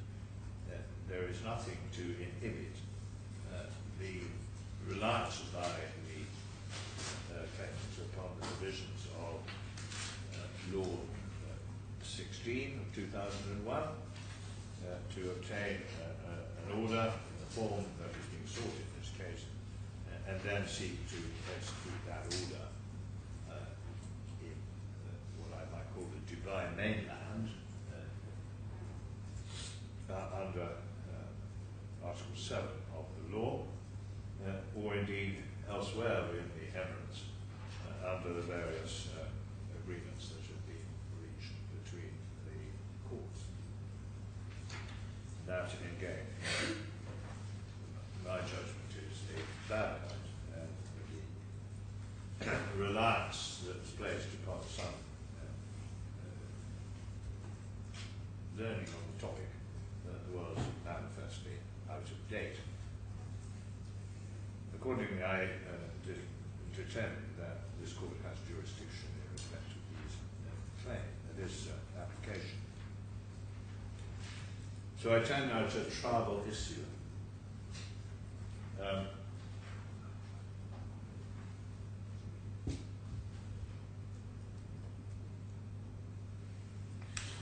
As I say, 2 points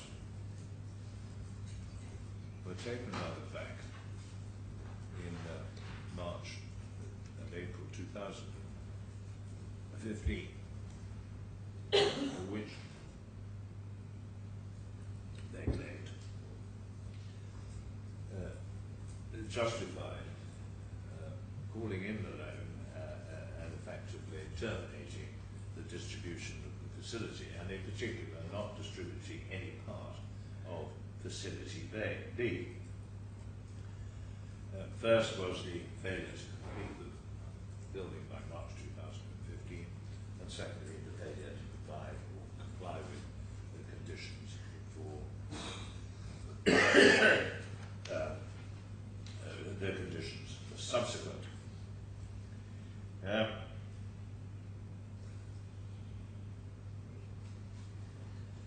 It's necessary in this respect to look at some of the documentation. I hope the parties would give me if I find myself from time to time rather lost as to where the documents are.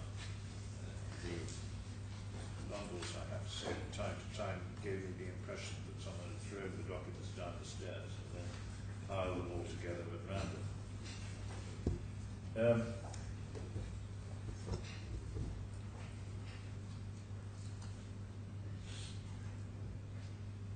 In the run-up to the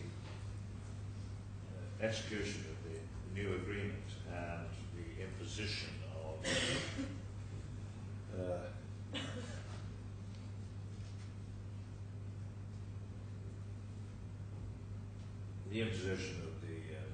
conditions subsequent,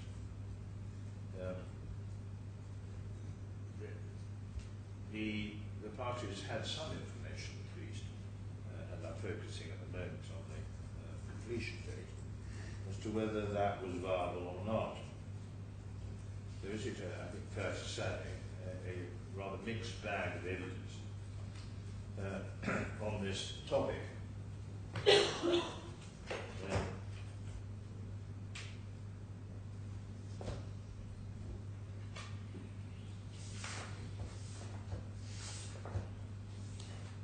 The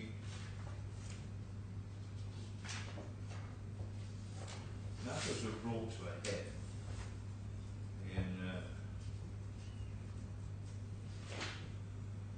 on the 18th of March 2015, when the bank wrote to Mr. Al-Mahari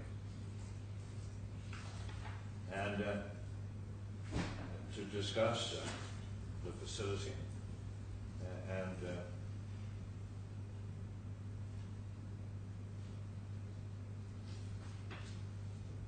in the course of the letter said this: as you know, MDAD is committed full support to DAS in the completion of the development. Nevertheless, we have significant concerns over the lack of progress on site following the restructuring of your facilities and entry into the amended restated facility agreement. Our understanding is that the development is currently at a standstill, which we understand is likely to lead to a further event of default, given the obligation in the amended and restored facility to secure completion by March the 31st. We request you meet with us and all relevant parties in order to put in place on a consensual basis a comprehensive plan to put the development back on track. This was followed up shortly afterwards by a further letter dated 24th of May, asking to Mr. Al-Mahari to meet with them and the contractor, making it plain that the bank reserved any right or remedy it may have now in connection with or arising from any defaults. That is a letter dated 24th of March. This sequence ends with another letter dated the 22nd of April, which said, we notice at this stage of the letter you have not proposed any measures to put the development back on track, nor have you accepted our repeated request to meet with MDAD and the contractor. We further note that DAS has now agreed several terms of the amended and restated facility agreement. That reference to other breaches of the agreement was illuminated to some extent by a letter dated the 30th of April, which, albeit not seen, I think, by Mr. Al-Mahari for some time, duly indeed arrived that very same day at his address in the DAS real estate postbox.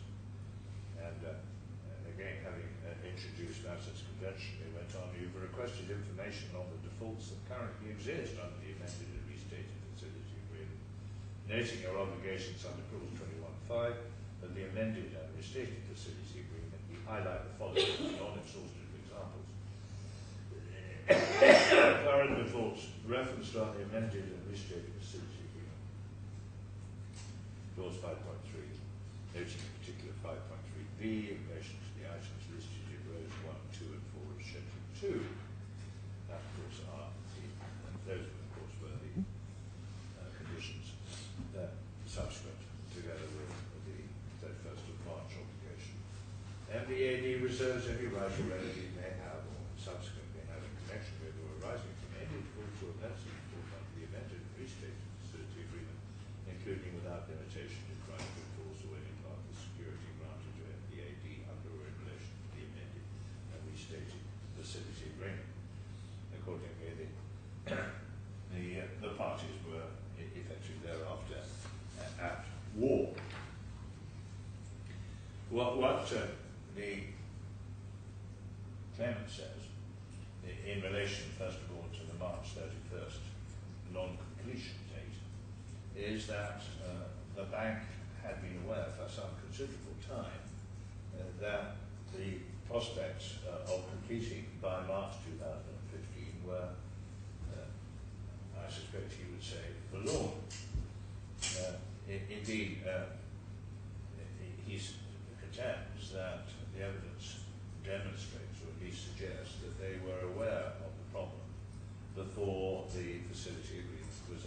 entered into. And there are some documents which have seen the light of day before me, which do, to some extent, support that proposition. Again, I'm not sure I can really think it's appropriate to spend too much time reading them all. But the first, I think, is the report of E.C. Harris, dated August 2015, to the bank, in which the paragraph 1.4 contains this annotation. Based on the above, it is our assessment that the current reported project completion on the 31st of March is not achievable. Similar sceptical view was expressed in a Hill International report dated August 2014. In slightly greater detail, under the heading of schedule considerations, the expectation of the author was to the effect that completion or handover would only be achieved by the 1st of July 2015, with completion in the following month.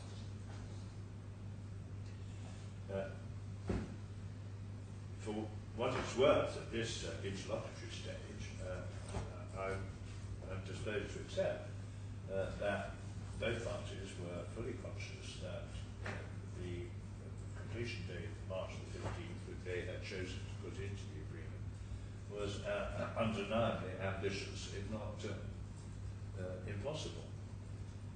But it's not clear to me that renders or puts the bank in a position that it can't rely upon that failure to complete for the purposes of calling in the loan. 2 points are made, as I understand it, to challenge the bank's position on that. The first relates to the fact that the Article 27 of the agreement, if I've got the right one, which deals with events of default, is wholly inapposite to deal with a failure to complete by March, or indeed any day. The reason being that it contemplates, so it's not 27, which is the 23. Sorry? 23. Thank you very much. So sorry, thank you very much. The reason being that the machinery in Article 23.2 contemplates that the event of default would be responsive to activity whereby compliance could be achieved,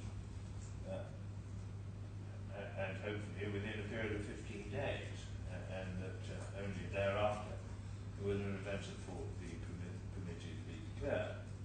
Again, it's not a matter of the size at this present moment, unlike the jurisdiction issues, but it seems to me strongly arguable that on a proper and business-like construction of this agreement, in the event one has a failure to comply with an obligation other than non-payment or misrepresentation and so on, which is not of a nature that can be remedied by the further work or compliance. Nonetheless, an event of default has occurred. Otherwise, it seems to me that the failure to comply with the obligation to complete by March 2015 is devoid at least of any express contractual effect, which would be no higher, somewhat surprising. Secondly, it is said, even if that is right,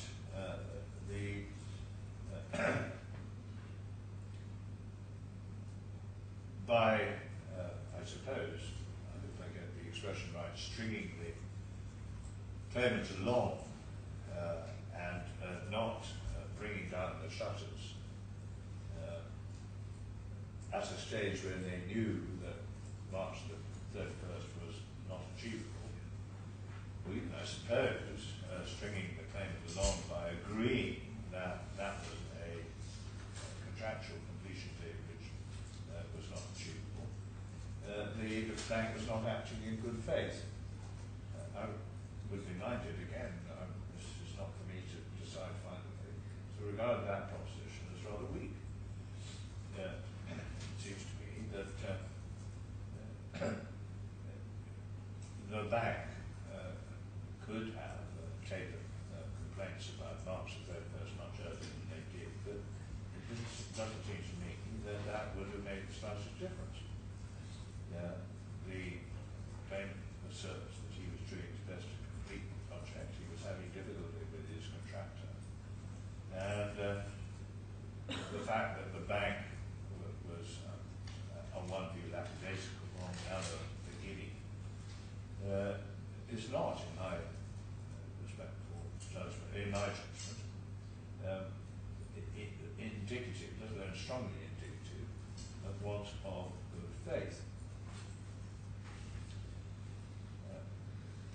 I have to come back to the significance of the extent to which it matters how strong the argument is on these points, on one side or the other.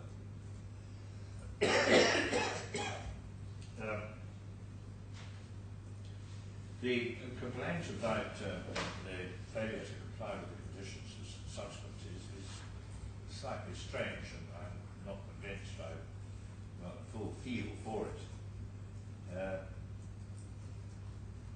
The documents, the main document which the bank complainant was not furnished in accordance with the schedule of conditions subsequent was the construction contract. That's it, the construction contract itself. As I understand it, there were a series of attempted amendments to the original construction contract, most of which were never executed, although one of them merely.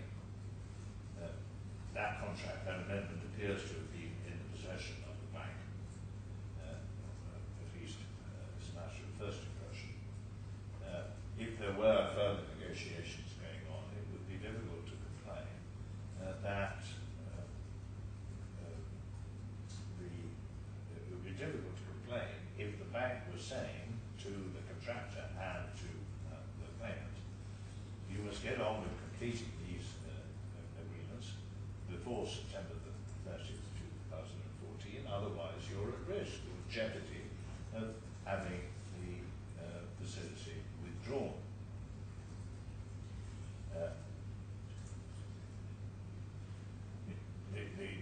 The default in respect of the conditions subsequent, if they were defaults, were at least workable, did make sense in the context of the article dealing with events of default. This was a matter which could, if the parties were able to reach an item, be dealt with.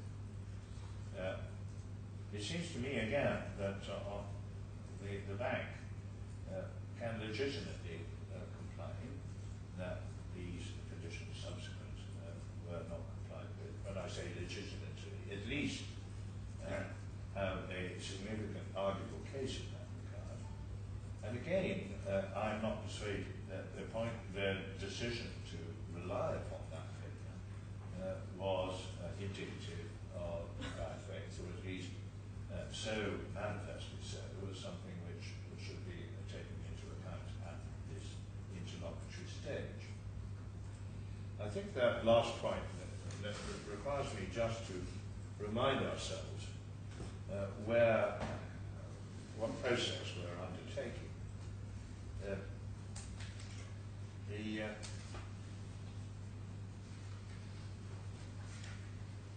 Somewhat predictably, the most helpful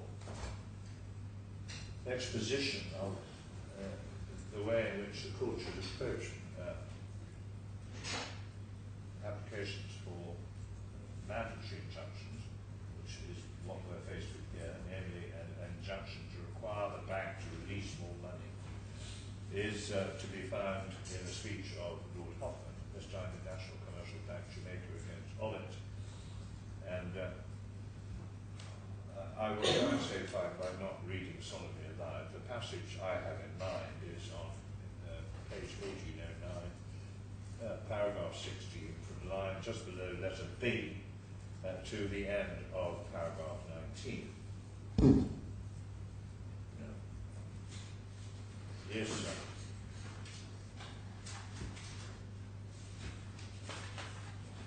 This emphasizes the need for where there is an application for a mandatory injunction for the court to be approaches on being reluctant to grant any such relief unless it is fully satisfying that the chances of that court being wrong about that are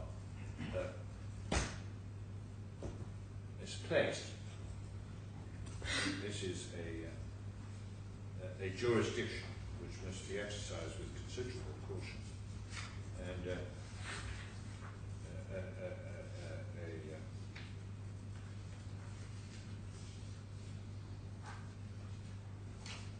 jurisdiction which requires the court to be satisfied that, as I see it, the applicant for the relief has very much the better of the argument at the interlocutory stage.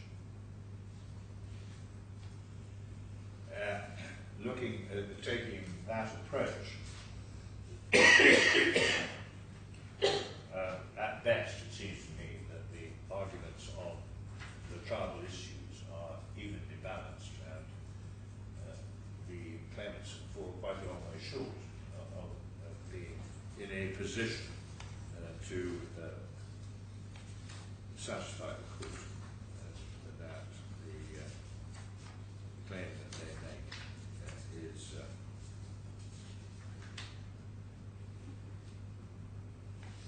I forgot the phrase that one is to be found in some of the authorities is a strong one. But that leads, it seems to me, to the next point, and I'm sorry to be so long, namely the question of whether damages are an adequate remedy.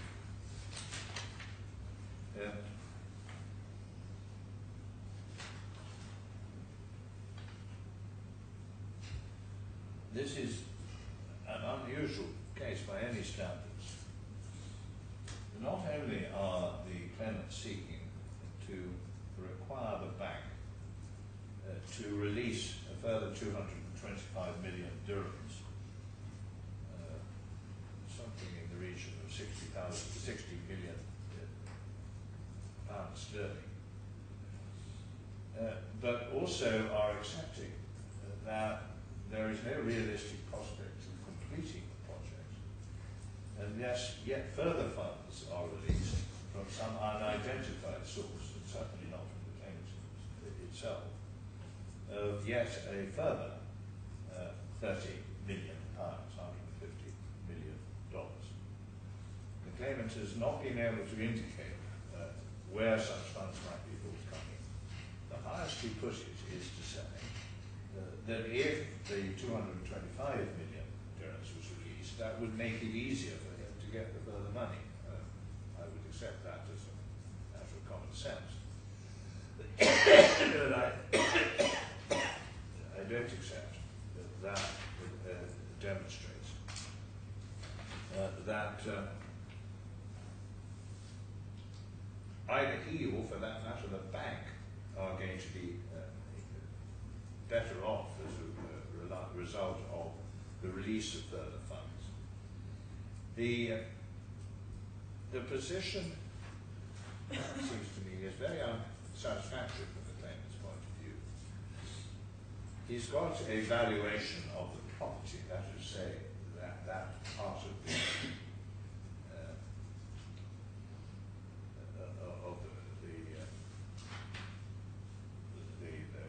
pearl which has of the farm, which has has this construction project on it in the region of 600 million dirhams. He also has a valuation in the region of 1.2 billion dirhams in relation to a completed facility. But he's a long way from that. So what he wants to do is to extend, is to impose upon the bank the risk of losing yet another 70 million, and impose upon himself the risk of not getting a further 30 million, or alternative, and therefore being unable to complete the project, or obtaining 150 million, and then finding himself in financial difficulties and foreclosure taking place, to reimburse the bank for the funds that they've already released, which by then will total nearly 700 million, and find himself once again in financial difficulties.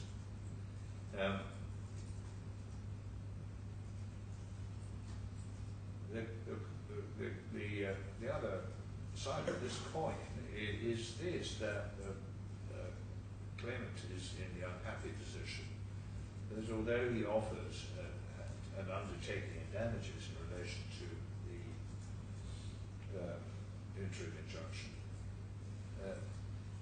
he himself is not in a position to proffer money other than that which has been expended on the project. This half-completed project is probably going to be difficult to sell, and therefore the value of the land is probably, if anything, less than it is with nothing built on it. Even if he manages to recover from what has been done and from what the value of the land itself, he is going to have no liquid funds to provide or meet the undertaking. It seems to me that it's strongly arguable that the appropriate remedy for the claimant is a claim in damages. The bank is very well placed to meet that claim. It's a well-established, valuable bank which would readily meet any liability that it may incur to the claimant, but the contrary position is not correct.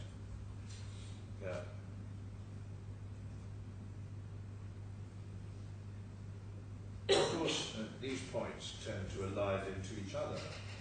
The stronger the case, or the weaker the case, the more valuable, the less valuable the claim in damages is. The more the balance of convenience, which I come to now, favours one side or the other, or both sides, the more it is appropriate to take a stand back and take an overall view as to what the right and just result is.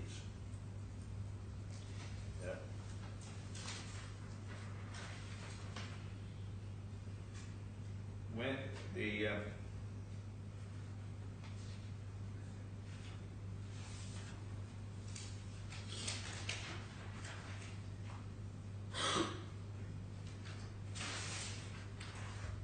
all the points that I have made seem to me to, at best, leave the parties in a position of mutual difficulty. In fact, I prefer the view, for what it's worth, the position of the bank, but that doesn't really help the claimant very much. When one is faced with an application for a mandatory injunction, the court must seek a high degree of assurance that the plaintiff is going to be able to establish his rights at trial. Because if he cannot, there is a very enhanced risk of injustice. So taking a broad view of this case, I am not persuaded that it's appropriate to grant there is a secondary application for a prohibitive injunction to restrain the bank from enforcing its mortgage rights. I'm not persuaded that that is appropriate to undertake. It seems to me that the position is that the bank will embark upon a very prolonged process in order to enforce its mortgage. In the meantime, the claimant is in a position to seek to sell the property so advised or find alternative finance and replace the Abu Dhabi bank or enter into further negotiations. So far as the applications under Law 16 are concerned, these are not urgent. They can be overcome by further discussion, negotiation, or further input of funds. So I'm not minded to grant a prohibitive injunction either. So for all these reasons, and I'm very sorry I've been so slow, and I've no doubt there are many other points I could add, that I refuse this application. Right, now we've had a long day, well I have, and I know this case is important to both parties, and I hope I haven't sounded too hurried, but there are other people in the queue, and I've been trying to push into a lot of it. So, any more submissions now, please, because I think I've nearly had it. I appreciate Your Honour. There is the question of costs. Yeah. I do have a schedule, which I can handle. Well, let's see the schedule. I'm assuming Mr. Thomas can't resist that. Mr. Thomas hasn't seen it, I must say. It hasn't been served. Well, he hasn't seen it, and I'm not going to do anything about it. Mr. Thomas, I think your client has exposed his costs. Well, my Lord, on the principle of that, I accept that he's exposed to cost, but I would say that whilst we have failed, we have succeeded on all of the jurisdictional points. True. And your Lordship's observations on those were, frankly, to the effect that it is questionable as to whether those points should have been taken. I think there were, in the end, probably 4 jurisdictional points that we won. It's right to say, fair to say, that those points took up a great deal of time, both today, a large proportion of your Lordship's judgment, and I can say that they took up a lot of preparation time as well for myself and those instructing me. So I would suggest that some moderation of a cost order would be appropriate to take account of those failures by the respondent as a matter of principle. So they should not be entitled to all of their costs. I would suggest perhaps appropriately half only. Your Honour, I'd say that's a very generous submission. These points were raised in my skeleton, which was served yesterday. So it's only occupied at best a day's time to deal with those points.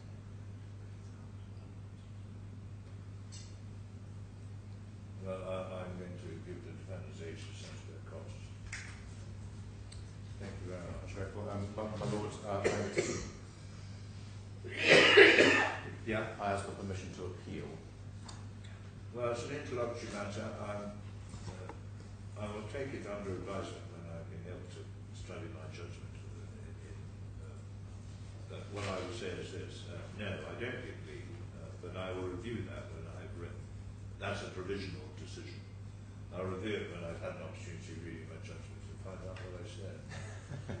I'm grateful. In that event, I won't make particular observations on it. But Okay. there are, I mean, well, perhaps to answer, but there are questions of construction of the contract in which.